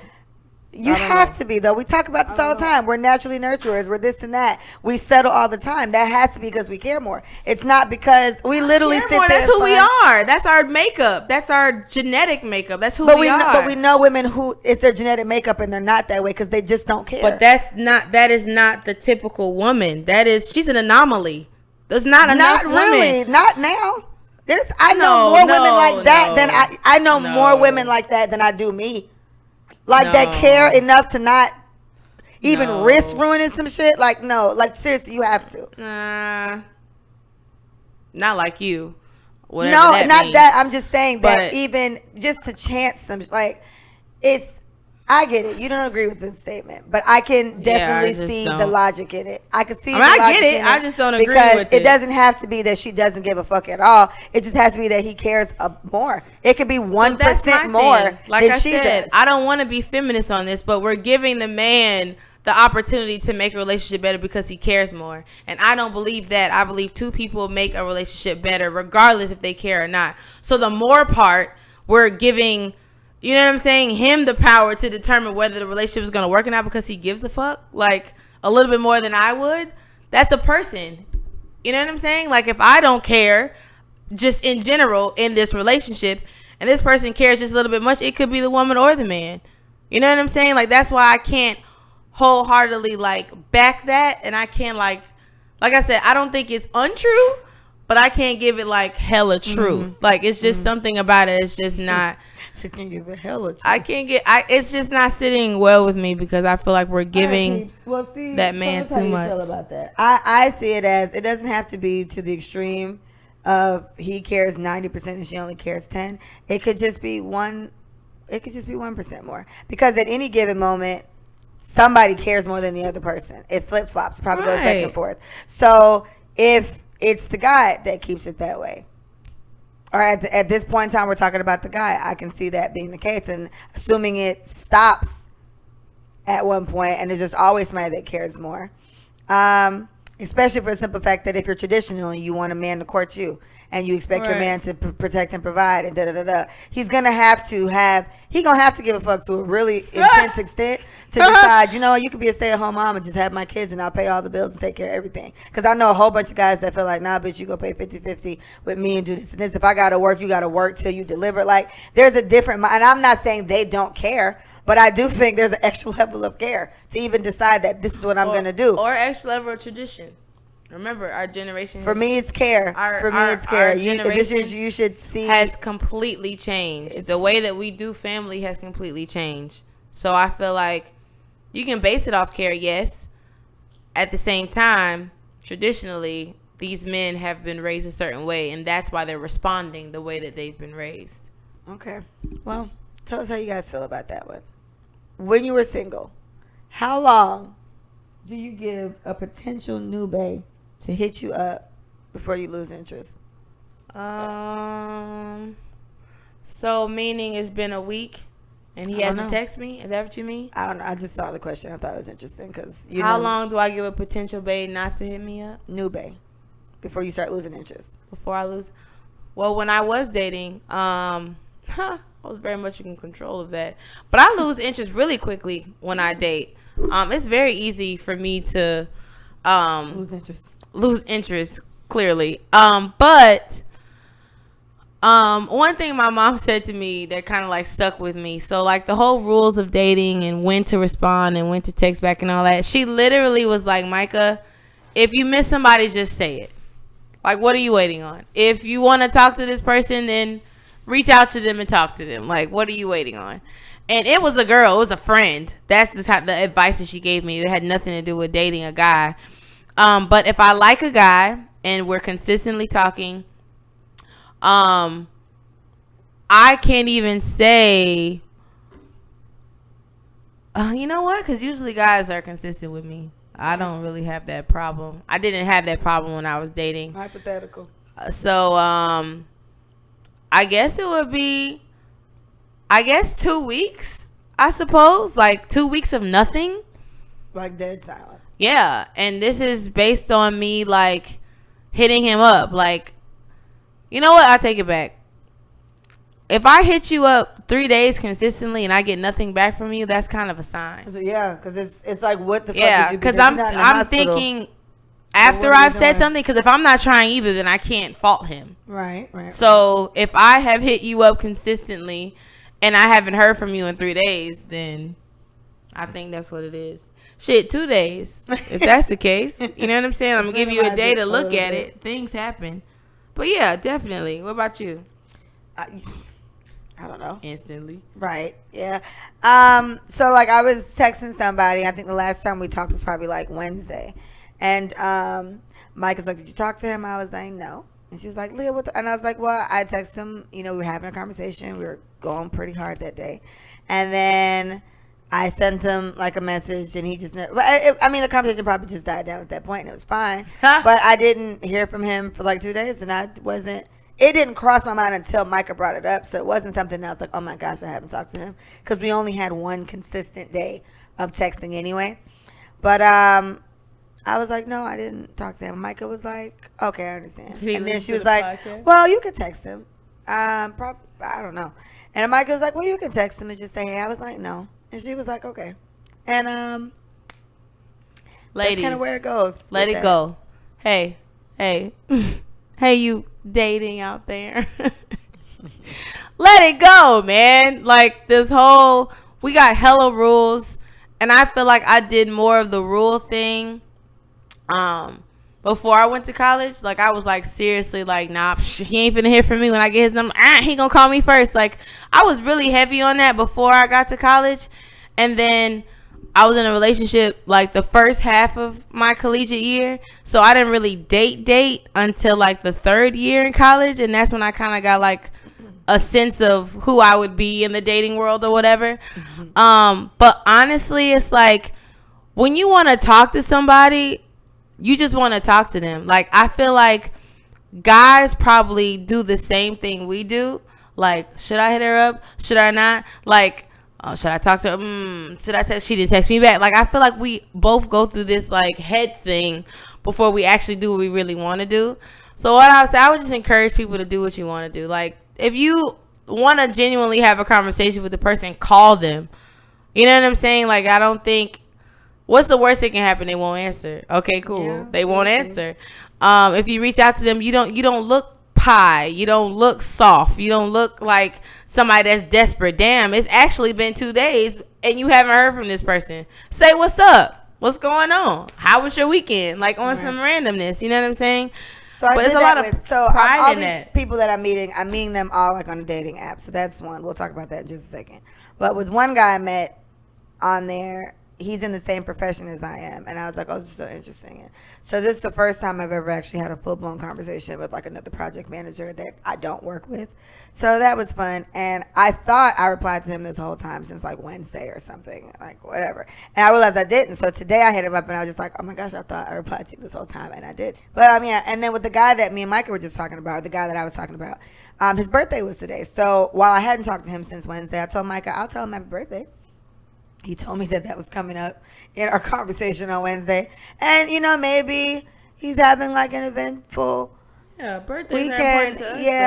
So I'm assuming, right? And I'm not bothered by this at all. So to me, that's what it is. Like if this was somebody that I did care about, I'd hit them up. It was with my friends. My friends are known for calling me all the time. But if I feel like, damn, you know, I ain't talked to so-and-so in a while, I'm going to call them. So, but I care about them. I don't care about this man. I don't know what this man has going on. And I'm not. And to reference what your mom said, I didn't miss him, and I didn't care to talk to him. So this is why I didn't text him. It just came. Did you talk to him? No, I actually. But my thing is, when you're trying to get to know somebody, what's wrong with it? Well, I get it. I've accepted that. I feel like I'm just I'm just very traditional, and I just kind of feel like you're trying to court me. He's been trying to date me for a long time, and we had the conversation back and forth. If anything, now I feel like the ball's in his court. I text him happy birthday.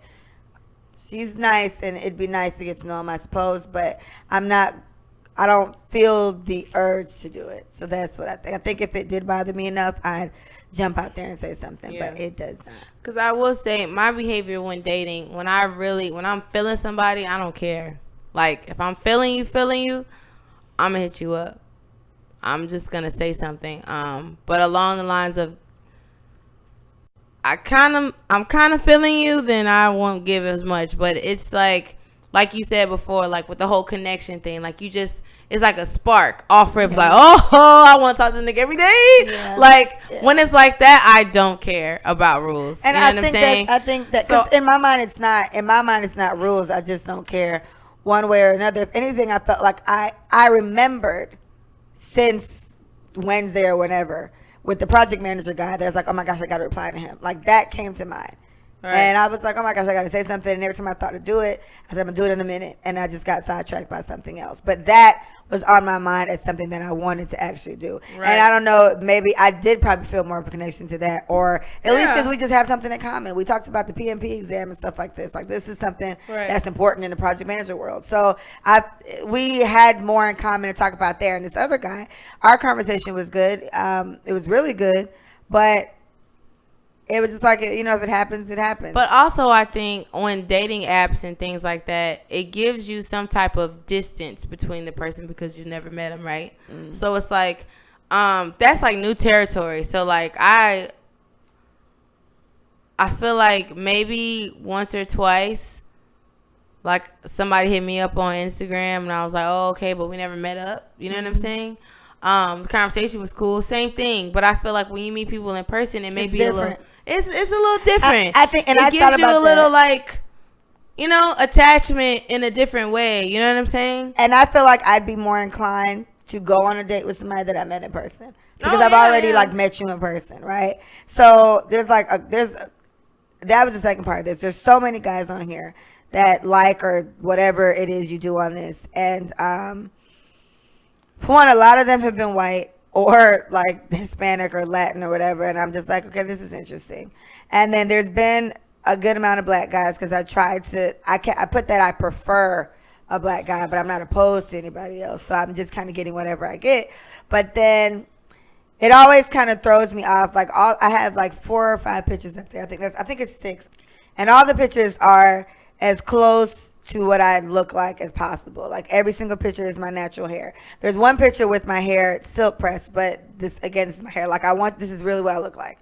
You know what I mean? I kept all the assiest pictures I have off of there because it's not what I'm looking for. I'm looking for something else. So, and I get a few liking the curly hair, but I get a lot liking the straight hair picture. Of course. And I'm just like, y'all know I don't look like this all the time, right? Like there's 6 pictures up there. And 5 of them, my hair looks like this right now. Well, that's what they're more used to. It's more susceptible. It's more society susceptible. That's what I chuck it up to. Mm. It's easier. It's what they're used to. Just all I can chuck it up to. Although the natural hair craze has started since 2010. It's been a while now. A lot of women is changing. I'm not go front. It's been a lot of curly hair women I've seen in public. I'm like, hey, so shout out to you. I see them everywhere. Yeah. It's just easier to accept. You're just easier to fall in line when your hair is straight. It's less explanations. It's easier when you're in public. Less attention. Like you just. Well, I've noticed that. I feel like I do judge the guys that like that because you can like a picture and that's a way of showing interest or something. Mm-hmm. So after they do that, then it's like it literally says like your turn or your turn to do something. Do you like them too? You want to like the picture back or whatever? Right. And so there's like that the really big buff black guy that I showed you earlier today. Mm-hmm. He liked the picture with my hair straight. Him and like 3 other guys is in there. It's like 12 of them right now. Since Friday, probably. But men love long hair. They just love long hair. Understandable. And it's what they've been told about long hair. Like, once again, going straight back to society, that's just what it is. Well, my thing is, I understand that, but I judge them based off that. So Yeah. I don't know. And I get it. It could mean anything. They could just like my It's hair just like preference. that, or it's the last picture. It's the very last one that they see. So they got to go through whatever commentary that I have on there, everything else before they get to straight hair leave. But like, it's interesting that that's what draws you guys. And then what's funny is the few white guys that have been on there, they've either liked something that I've said or the curly hair. Of course they would. Of course, it's a fetish. But why would they like something that they always get? They want something they've never had, right? So it's like, oh my God, her I've curly gotten hair, mostly so them liking ethnic. something I've said on there. So I'll give them that. But there's probably two that like the hair. And like one commented was just like, oh my gosh, I'm in love. But he wasn't white. He was like Latin. He was something else. Well, anyway, yeah, guys, black guys, let's try to. I know a lot of guys who are here for it. Shout out to Terry. Shout out to Garth. I know Garth has My man. natural hair. Shout out to Willie. Willie likes natural hair. So let's just try to support our black women with this natural hair craze that they're getting. I don't know what Chris Brown does, but his comments was very rude, which is what the problem is, because it's offensive. Not everybody is as secure in how their hair grows out of their head, and there's so many reasons. We've talked about quite a few, which is why I vote for the black dolls in my kid's house, and me and my kid are natural because we want I want her to be comfortable with these things. So for women and men, we naturally want mates, so that's the point. Everything kind of wants to team up together and make little versions of themselves. It'd be nice for black men to be very, very accepting of what comes out of black women's head naturally. It would just make it a little bit easier on us. And let's not continue to say damaging things when it comes to colorism and so on and so forth. Let's just kind of appreciate it for what it has. I was listening to Brilliant Idiots, one of my favorite podcasts, and they were talking about city girl, blah, blah, blah. And I guess they were asking the difference between city girls and hot girls, whatever. And so the girls that are always around, they asked Charlamagne, like, what?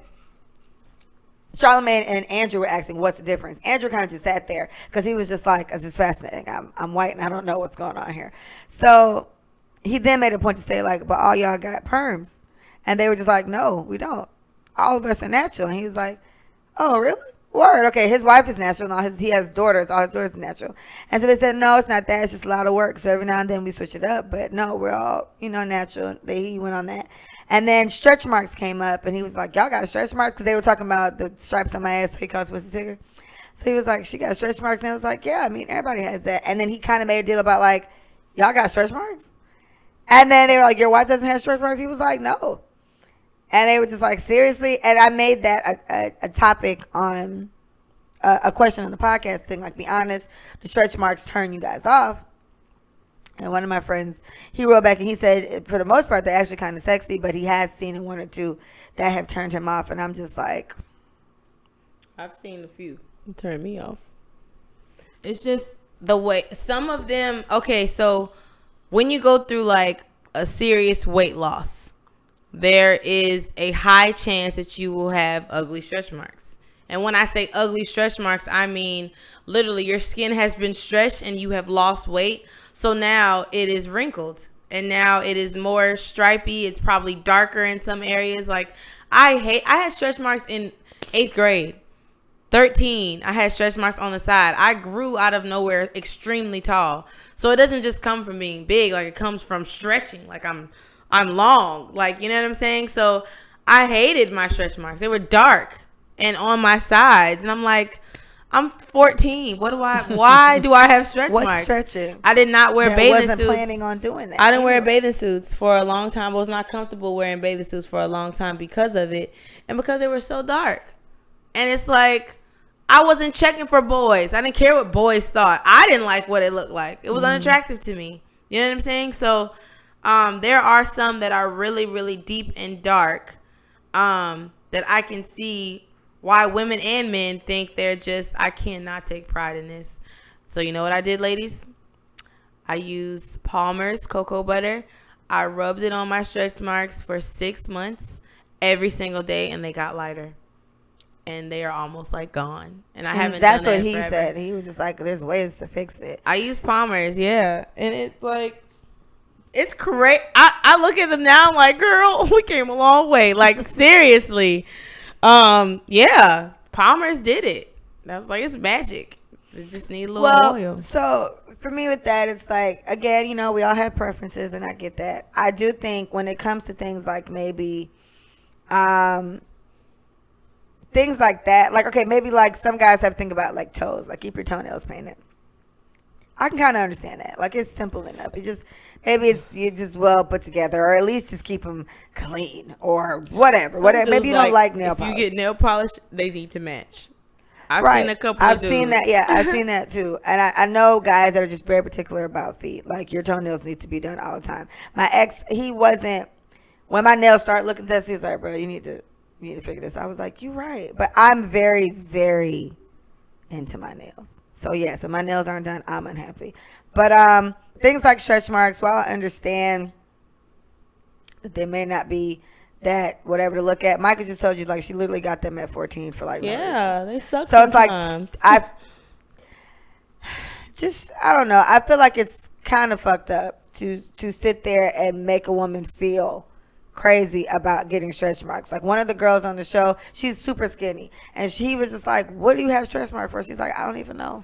She probably, it's the way that we grow, my G. Yeah. She's like, I don't even know. She's like, I got shit on my butt, and she was like, I don't even have any butt. She has like no ass, and she had stretch marks, and it was just like, so Charlamagne did go on to say, he's like, well, I don't care about stretch marks. It was like, nigga, you just went off talking about how y'all got stretch marks. Like, fix it. What you talking about? My wife ain't got no stretch marks.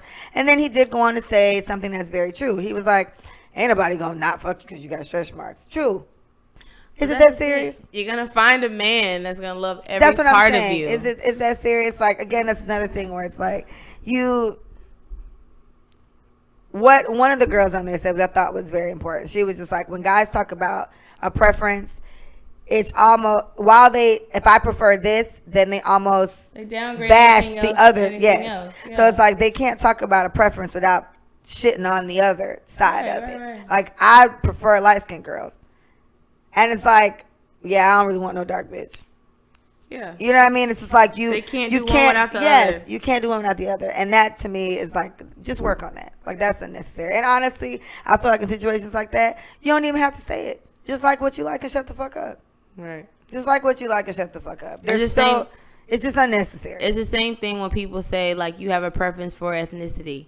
When black men say that they date other, they always say it's because black women have attitudes. They always give a reason why they do not date us. So my thing is, you do not have to love other and downgrade your people. You don't have to do that. So cut it out. Like Leah said, work on that. You do not have to. It's what the oppressors do all the time. Like, cut it out. Like, I've even been told, you are so pretty for a black girl. Like, come on, sis. Like, leave off the ending. Was that necessary? Yeah, like, you know what I'm saying? How did that make sense? Like, how was that a compliment? That's like shade compliment. Like, so you don't meet pretty black girls. That's what you're telling me. And to be fair, they can be so out of it. Just like all these companies we talked about either earlier. All these companies that put up the most racist things, and it's like it got past everybody and they didn't get it. And they really, for them and where they live and in their world, they really feel like they're giving you a compliment. You know what I'm saying? But they really are. But they're trying you. Yeah, it's a backhanded, compliment, and they mean it with all good intentions, but it still kind of comes off in a crazy way. I'm really just pushing for black men to be more encouraged to just make black women feel better, and vice versa. Make black men feel like the kings they are, and etc. Because it's just too much. I hate hearing disparaging comments towards either one, because it just keeps the facade of fucked up situations in our community. It just keeps it going. It just makes it even worse. And so I'm just hoping we find some type of way to shake that. Like, if she got stretch marks, let her live. Like, I had my daughter, and my stretch marks were dark, but my doctor even told me that they'll probably be dark, and then after a while they'll go better. So I'm not stretch marks happy. I'm pretty fine with them. Like, they're not dark like they were when I just had my daughter. I didn't rub anything on them. They just lightened up and they look fine now. So I'm like, all right, cool. We lucked up, but some people didn't. Like, you get really weird, especially if she has stretch marks from literally like giving birth. Like, I know somebody who, she had a kid and her dude told her, you need to fix some shits. And so, like, she said, yeah, he don't play that, girl. I got to find a way to get all this stuff off. And I'm just like, oh, he's such a dick. He's such a dick. And I get it. Maybe you want your girl to be flawless, but it's like there's stretch marks. Her body just naturally What about stretched you? that way. Let's talk about all the men who gain hella weight and women just stay with your fat ass. So like, somebody said can that. we be completely honest about this? Like, men are so particular about how they want their little lady. And women, like I said, men do not settle. They have no problem telling you what they want you to do with your body. No problem telling you really horrible comments when your ass start getting fat. They have no problem saying maybe you should eat a little less cookies. Oh yeah, so you trying to lose weight? Yeah, we'll see what happens. They have no problem with throwing snide comments like that at you. So my thing is, the same way they want their woman to be pish posh and polished, whatever, you need to want the same thing for your guy. And don't let a man make you feel like any less of a woman or any less attractive because of whatever his ideologies are about what his woman should look like. So, like, what? But then the other side to that is another question I asked in the podcast was, would you leave your partner if they gain weight? Yep. And it's if there you go. That's what you just said. If they're not working towards, so one thing is, all right, so we all met each other a certain way, right? And things happen. I give birth. I have children. That's the reason why I gain weight. Or I don't have children. I get really depressed. I lost my mom. I start eating. I get fat. That's what it is. I do believe in healthy, fit people. I don't date big people. I'm just not going to front. You know why? It comes with complications. Heart.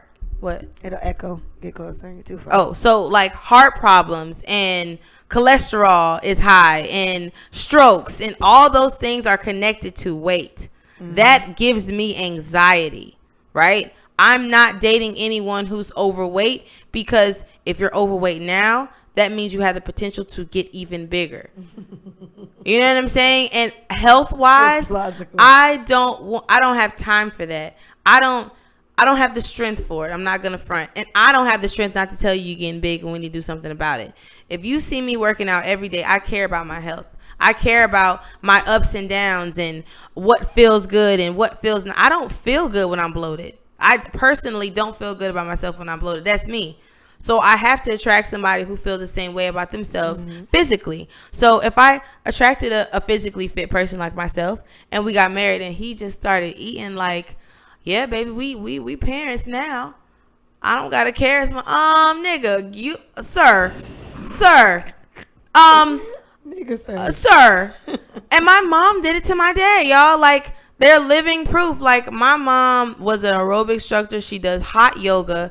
She really cares about her health. Was an aerobics my dad said the reason why I am not overweight is because of you. Amen. My mom did not nitpick everything he ate, but what she did do was she was like, all right, honey, so this week we're going to blah, blah, blah. They went to the doctor regularly, the whole cholesterol. My dad is a cake cookie fiend. Do you know that stuff leads you straight to the grave? Yes. Straight to the grave. So because my mom was more conscious of that stuff, it's like you're getting a gut, a belly. You know what I'm saying? That's not attractive to me. You want me to be just as fine as you? I need you to care a little bit more about yourself. So I do understand what it means. Like when your body goes through these changes, be nice about it, low key. But if you want better for your partner because of health reasons, because of good intentions, because you want to live as long as possible together, then I feel like you can say certain things. But stretch marks does not fall in that category. Yeah, I don't think so. It doesn't fall in that. Weight definitely falls in that category. Well, what about assuming, because when I asked the question, I was saying, assuming they didn't gain weight for like health reasons, maybe they have some type of condition, whatever. And then it was just because they just got fat. Yeah, just because they just got fat. That's gradual. Yeah, it takes time. By the way, it takes time. And this kind of goes, I mean, because an argument for that could be what you said about some old lady. She was like, she's loved every person that her husband has turned into. What if he turned into a fat ass? But that's so my thing, Leah. It takes time to get fat. My dad he's not fat. No, he's not. Because my mother took her time to say certain things that are necessary for health. Fat. Stop heading to fat. Stop eating cake every night before we go to sleep. That cannot be good for you. Cut it out. He was like, all right, I'll cut out for a week. 2 weeks, my dad went without sweets. He said, I feel lighter. It's healthy, y'all. Like, this is not harming you. Weight is harming you. And unhealthy habits that you eat are harming you. It's the person, and I would think that the person is not trying to be an a-hole. I can't speak for everybody because I done heard a guy say something to his girl, forgetting, you can't wear that no more because your stomach hanging over, blah, blah, blah. But he was fat. And literally, she cowered. She had nothing to say. She looked so embarrassed. And it's like, sir, how many sit-ups have you done lately? Like, how dare you criticize someone if you're not living by the same rule, So my thing is, Leah, when it comes to stretch marks and, disformities, when you either go through depression, because people go through depression and they eat. And that can lead to heart problems. That can lead to stress. That can lead to you're not as small as you used to be. You can literally become suicidal. Because it gets really crazy. It's really dark. Weight gets really dark on people. So that's why I go so hard for it. You can be big and healthy. I know a lot of people that's big and healthy. That woman that's on television who's now getting worked out by Mako Fit on Instagram. She's like the biggest model, biggest swimsuit model, whatever. The Latin lady? Excuse me, the Latin lady is the Mako Fit lady, yeah. I think. But this woman was like, yeah, I'm big and I'm proud. She's being worked out by Mako right as we speak. She is her trainer now. And she made her money by being an overweight model. And now she's working out. Well, that's what they always said about Monique. The comedian Monique was always I hate skinny bitches or whatever. Monique fit AF now. And she's not a size 0. Yeah, but she's healthy. Yeah, but she looks great. Yeah. And she lost weight, but she is considerably smaller. So, yeah. And she made a change and she looks very, very good. And she talked about the health aspect of it. It's just health. If you are fat and healthy, boom, maybe it's genetics. Maybe you're big boned. Right. Maybe that just kind of happened in your family, and you guys, for some reason, in some region in the world, it caused you to have more weight. I don't know. But would I leave a person for getting fat all of a sudden? First of all, it takes time to get fat. Not all of a sudden. So it's not all of a sudden. It would probably have to be a lack. I would leave you for a lack of making the effort to change. Yeah. Because I'm telling you that something's bothering me. And yes, it is your body. Right. But I'm telling you something's bothering me and you're not making the necessary adjustments. And at the end of the day, it's not like I'm telling you to go get breast augmentation or a tummy tuck. I'm telling you to just skip the fried chicken a couple times and let's walk around the house. And then you got to do it with the person. You want somebody to change. You want them to be different. You got to be willing to make the sacrifice to do it with them, because it can probably benefit you too. I'm never going to tell you to do something I'm not going to do. Right. You know what I'm saying? I was dating a guy who was bigger than me, and I went to the gym. At the time, I was going to the gym 3 times a week, and I was running miles a day. And every time he talked to me, what you about to do? I'm about to go work out. Oh, okay. Next day, what you doing? Oh, I'm about to go work out. I'm going to call you back. He heard that out of my mouth consistently. I know. I just don't understand what didn't click. And he was like, well, Mike, I don't understand. Like, why don't you want to be with me? Like, I don't get it. I don't get it. And I was like, you know what? I'm just going to say it. I'm going to say it. And lay it all out. I'm going to say it. And I said, you are physically not my type. Not my type? No, you're not my type. That's the nicest way that I could say that. He was like, oh, so because I'm fat? I'm like, look, you said it. Not me. You said it. That's hilarious. I said working out and staying in shape is very important to me. And I don't think it is as important to you. Clearly. The moment that I said that and I cut him off to a degree, he started going to the gym. Oh, dead. Yeah. Oh, now you care. Now it's important. Oh, and it is okay. As somebody who doesn't like the gym, I definitely feel like there's no argument that I would even want to hear for somebody saying, nah, I just don't want to do. Why not? Why would you not want to? I mean, why would you not want to do something that could benefit you? Yes, working out isn't fun for everybody. It's like, not. It's not a stress relief for me. I hear it's supposed to be. It's not. I do anything physical I do regarding working out. I do it because I feel like I have to. And it's fine because I go to work because I feel like I have to. And I went to school because I feel like I had to. You know, there's a lot of shit I do that I don't want to do. But I feel like I have to. So put working out in the same category. For like, real. You know, I don't want to, but I feel like I have it's to. Not so whatever. fun and it don't feel it's good. Not fun. It hurts. It does. It hurts. You mess up your hair. Yeah, you do. But it'd be like that. That's what I heard. Like, heart disease is a really big thing with black women, and it's because we don't work out. Yes. And then one of the main reasons we don't work out, apparently, is because of our hair. I was like, sis, is that serious? It is. It is. It definitely is. I told Paige, you have one or two options. You either go natural or you go natural. Oh. Because her hair was breaking at an alarming rate because she had a perm. But she works out all the time.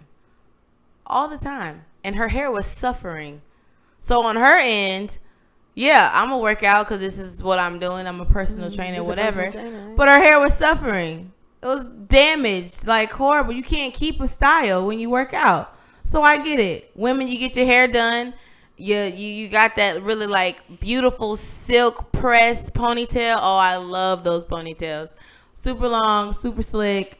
You're probably natural. Sweat will probably revert that in seconds. So I get it.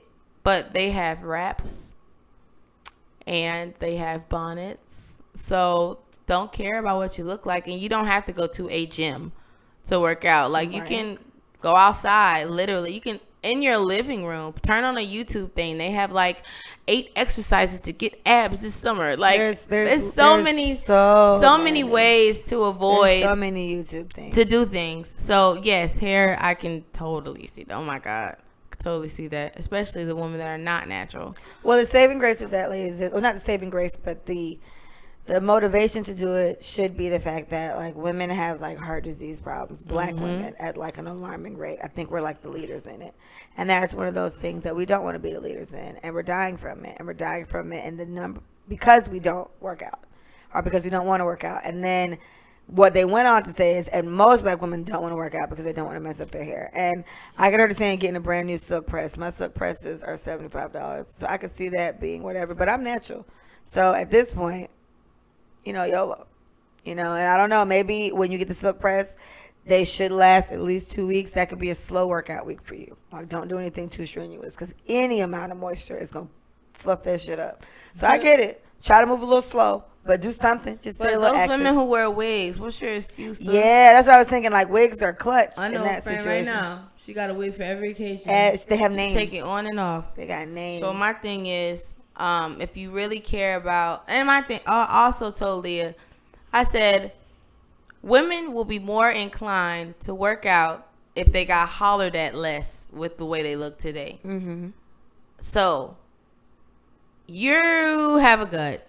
Whatever, or whatever is overweight on you, I don't know, but you're still pretty attractive, right? You still pulling them. Go to the club or you go to Publix, whatever, and you still getting checked on. Like, these dudes is like, dang, she, what's up, man?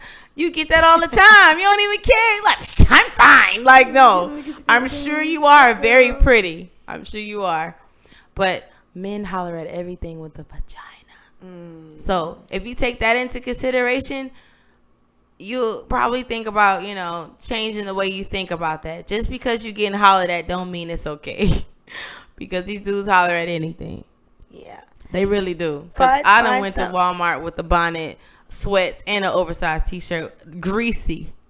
I don't understand why I was talked to that day. I agree. I've gone out looking my worst. When I go out by myself and it's kind of late, I try to dress as baggy as possible. I wear like the baggiest clothes, whatever. And I've still got hollered at. I got hollered at a lot when I was pregnant. And I mean like 8 months, about to pop pregnant. A lot.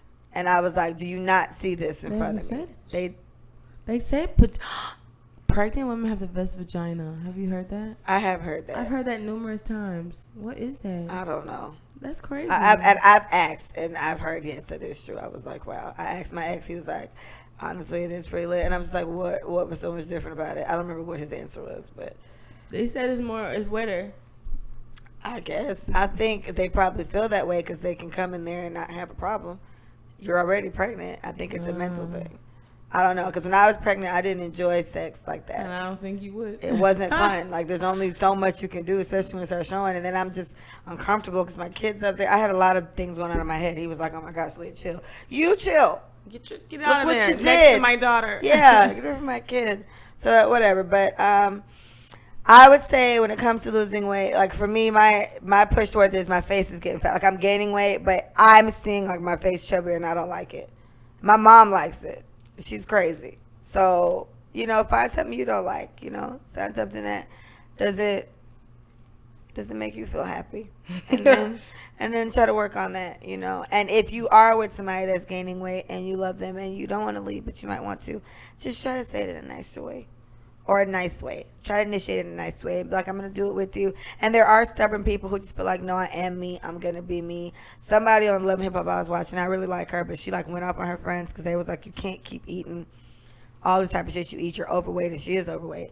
And she got very, very defensive. And I told you about people getting defensive. The only reason you get defensive like that is if you agree to some extent. Yeah. Like, again, you can call me a hoe today, I'm going to laugh. Like, are you serious? And that just means you have to be disciplined, and that means that you have to take responsibility for your weight. Yeah. You have to take responsibility for what you eat and how much you're eating. You feel guilty when you pick up certain. I know they do. I don't think they do. I think that in public, I think they do. My mom, my mom's horrible. See that in public. My mom is horrible. She can't stand to look at overweight people eat, just in general. She said it looks uncomfortable. My mom is a stiffler for people losing weight. They're very happy. But my thing is, I know it has to be a sense of, because everybody's talking about you. You already know it. They are. And so, regardless if you're living your truth and you're living your life day to day, whatever, this is who you are, you've accepted it, you're confident, you're strong. In the back of your head, I'm almost certain when you eat a donut in front of people, you're probably like, damn, sis probably cracked on me. Like, I know that's what you're thinking. So my thing is, like she said, if you took any offense to anything, then that means you feel like something that you're doing is wrong. Yeah. Or something that you're doing can be controlled in a better way. One of my favorite shows is My 600 Pound Life. I love that show. And it is amazing the way these people eat, right? And they're all, I wouldn't say all, but I would say 8 out of 10 of them are the meanest fucking people. Like, they're so rude, and they'll cuss you the fuck out, but it's like you can't even walk. Literally, they cannot sit. Some of them are bedridden.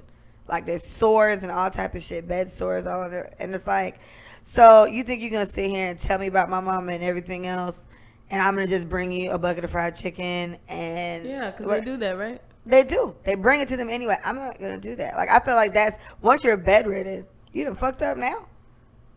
You're going to die or you're going to eat this salad. Like, that's it. You have no other choice. Like, and it's just crazy. But I brought that up because you were just like, they can't feel good about it. You should see the joy these people get by stuffing it. And yes, it does cross their mind. Yeah. That, like, they're embarrassed to do it, but it's like almost like orgasmic. And obviously, these people that are 600, 700 pounds, it's a condition at this point. Like, a lot, if they have mental problems, they're not normal. He makes them all go to therapists. But it's orgasmic for them. Like, I literally sat there and watched the lady, Dr. Now, that's his name. His name is really long, but they call him Dr. Now for short. Love him. Oh, my gosh, he's so funny. And he told him, you can't eat this, you can't eat that. Just had a whole talk. Sis went home, ordered 2 pizzas. She ate 1.5 boxes of pizza and ate like donuts and drank, like, had like a whole 2 liter or whatever, 2 liter of soda and just drank like most of that. And I was like, how the fuck do you fit that in there? But you can stretch your stomach. So her stomach is probably the size of us in general. And they just do that. And I'm like, man, but for people who have not gone that far, if you see something that you don't like, find a way to change it. Working out, I really am not a fan of it. But again, I feel like I do a lot of things I don't like to do because I have to. So, find a way. Mike is going to leave you, Willie, so. He knows that. We had a conversation about it. He's a personal trainer, too. We talk about everything. And I told him, And every time he go into Publix, he look at me right before he want to pick up a honey bun. I'd be like, and so he'd be like, I just got to get. I'm like, hey, okay, you can get your honey buns, but don't be bringing home 4 at a time because then we're going to have a problem. But the thing is, he knows what he has to eat to get right. I'm not worried about that one. He's a personal trainer. So a honey bun here and there ain't finna make him overweight. But I told him, I said, don't be a pregnant father. Okay? I don't think it's attractive. I don't care how old you are. I think it's an excuse because you are an older man and women accept it. I am not accepting the pregnant belly. Figure it out. I used to tell my ex that I was like, if you ever get like Rick Ross big, well, that's when Rick Ross was much bigger, and even now Rick Ross is still, because I'm picturing that on top of me. I'm small, so it's like, man, that I don't know. That's a lot. I ain't know that. That's a lot. It probably is cold. It probably don't feel good. I ain't know that. And I'm always hot, so I'm pretty sure it'll be refreshing. But cold. I do hear having sex with larger people is really clammy. good. I'm just trying to understand what about it. Is it because they big and soft? Are they big and soft? Yeah, it's like if anyone who's had sex with someone that's a little on the larger side, or a lot on the larger side, is it really better than having sex with skinny people? Let us know. I'm interested to find out. I don't know when I'm gonna test it out, but you let me know. All right, girl. Well, I think this has been pretty informative. Black people do better. Please go to the gym. Black women, we're dying from heart disease, and birth complications. I'm sure that has a lot to do with it too. I'm pretty sure. Yeah, that's unfortunate too. All right, we appreciate you guys. Thank you so much for listening. This was our 10th episode. Yay! We're on episode 10. We've been giving you guys like 2 per week, honestly, and then we missed 2 weeks. I don't think it evened out, but still. So, yeah, we've been kind of doubling up on you a little bit, and this is officially episode number 10. So thank you guys so much for listening. Thank you to everybody who's been listening from the beginning. Please send us things that you want us to talk about. I have a few people that want to come on and have this discussion with me, so I'm going to get them. I'm going to shut that up soon. Thank you guys so much for all the support, for answering all the questions, for listening. Thank you, everybody who always tunes into the live. We have a lot of fun on there, so I appreciate you so much. Micah, it's been a pleasure. Yes, girl. Thank I appreciate you. She's taking her hair out right now. Yeah, yeah. While we're sitting here. And I'm just sitting here with my arms crossed, looking like a judgy auntie. I look very judgmental right now. So judgy. Just looking from side to side like it's coming out. It's coming out. Bad. All right, thank you guys so much. Bye.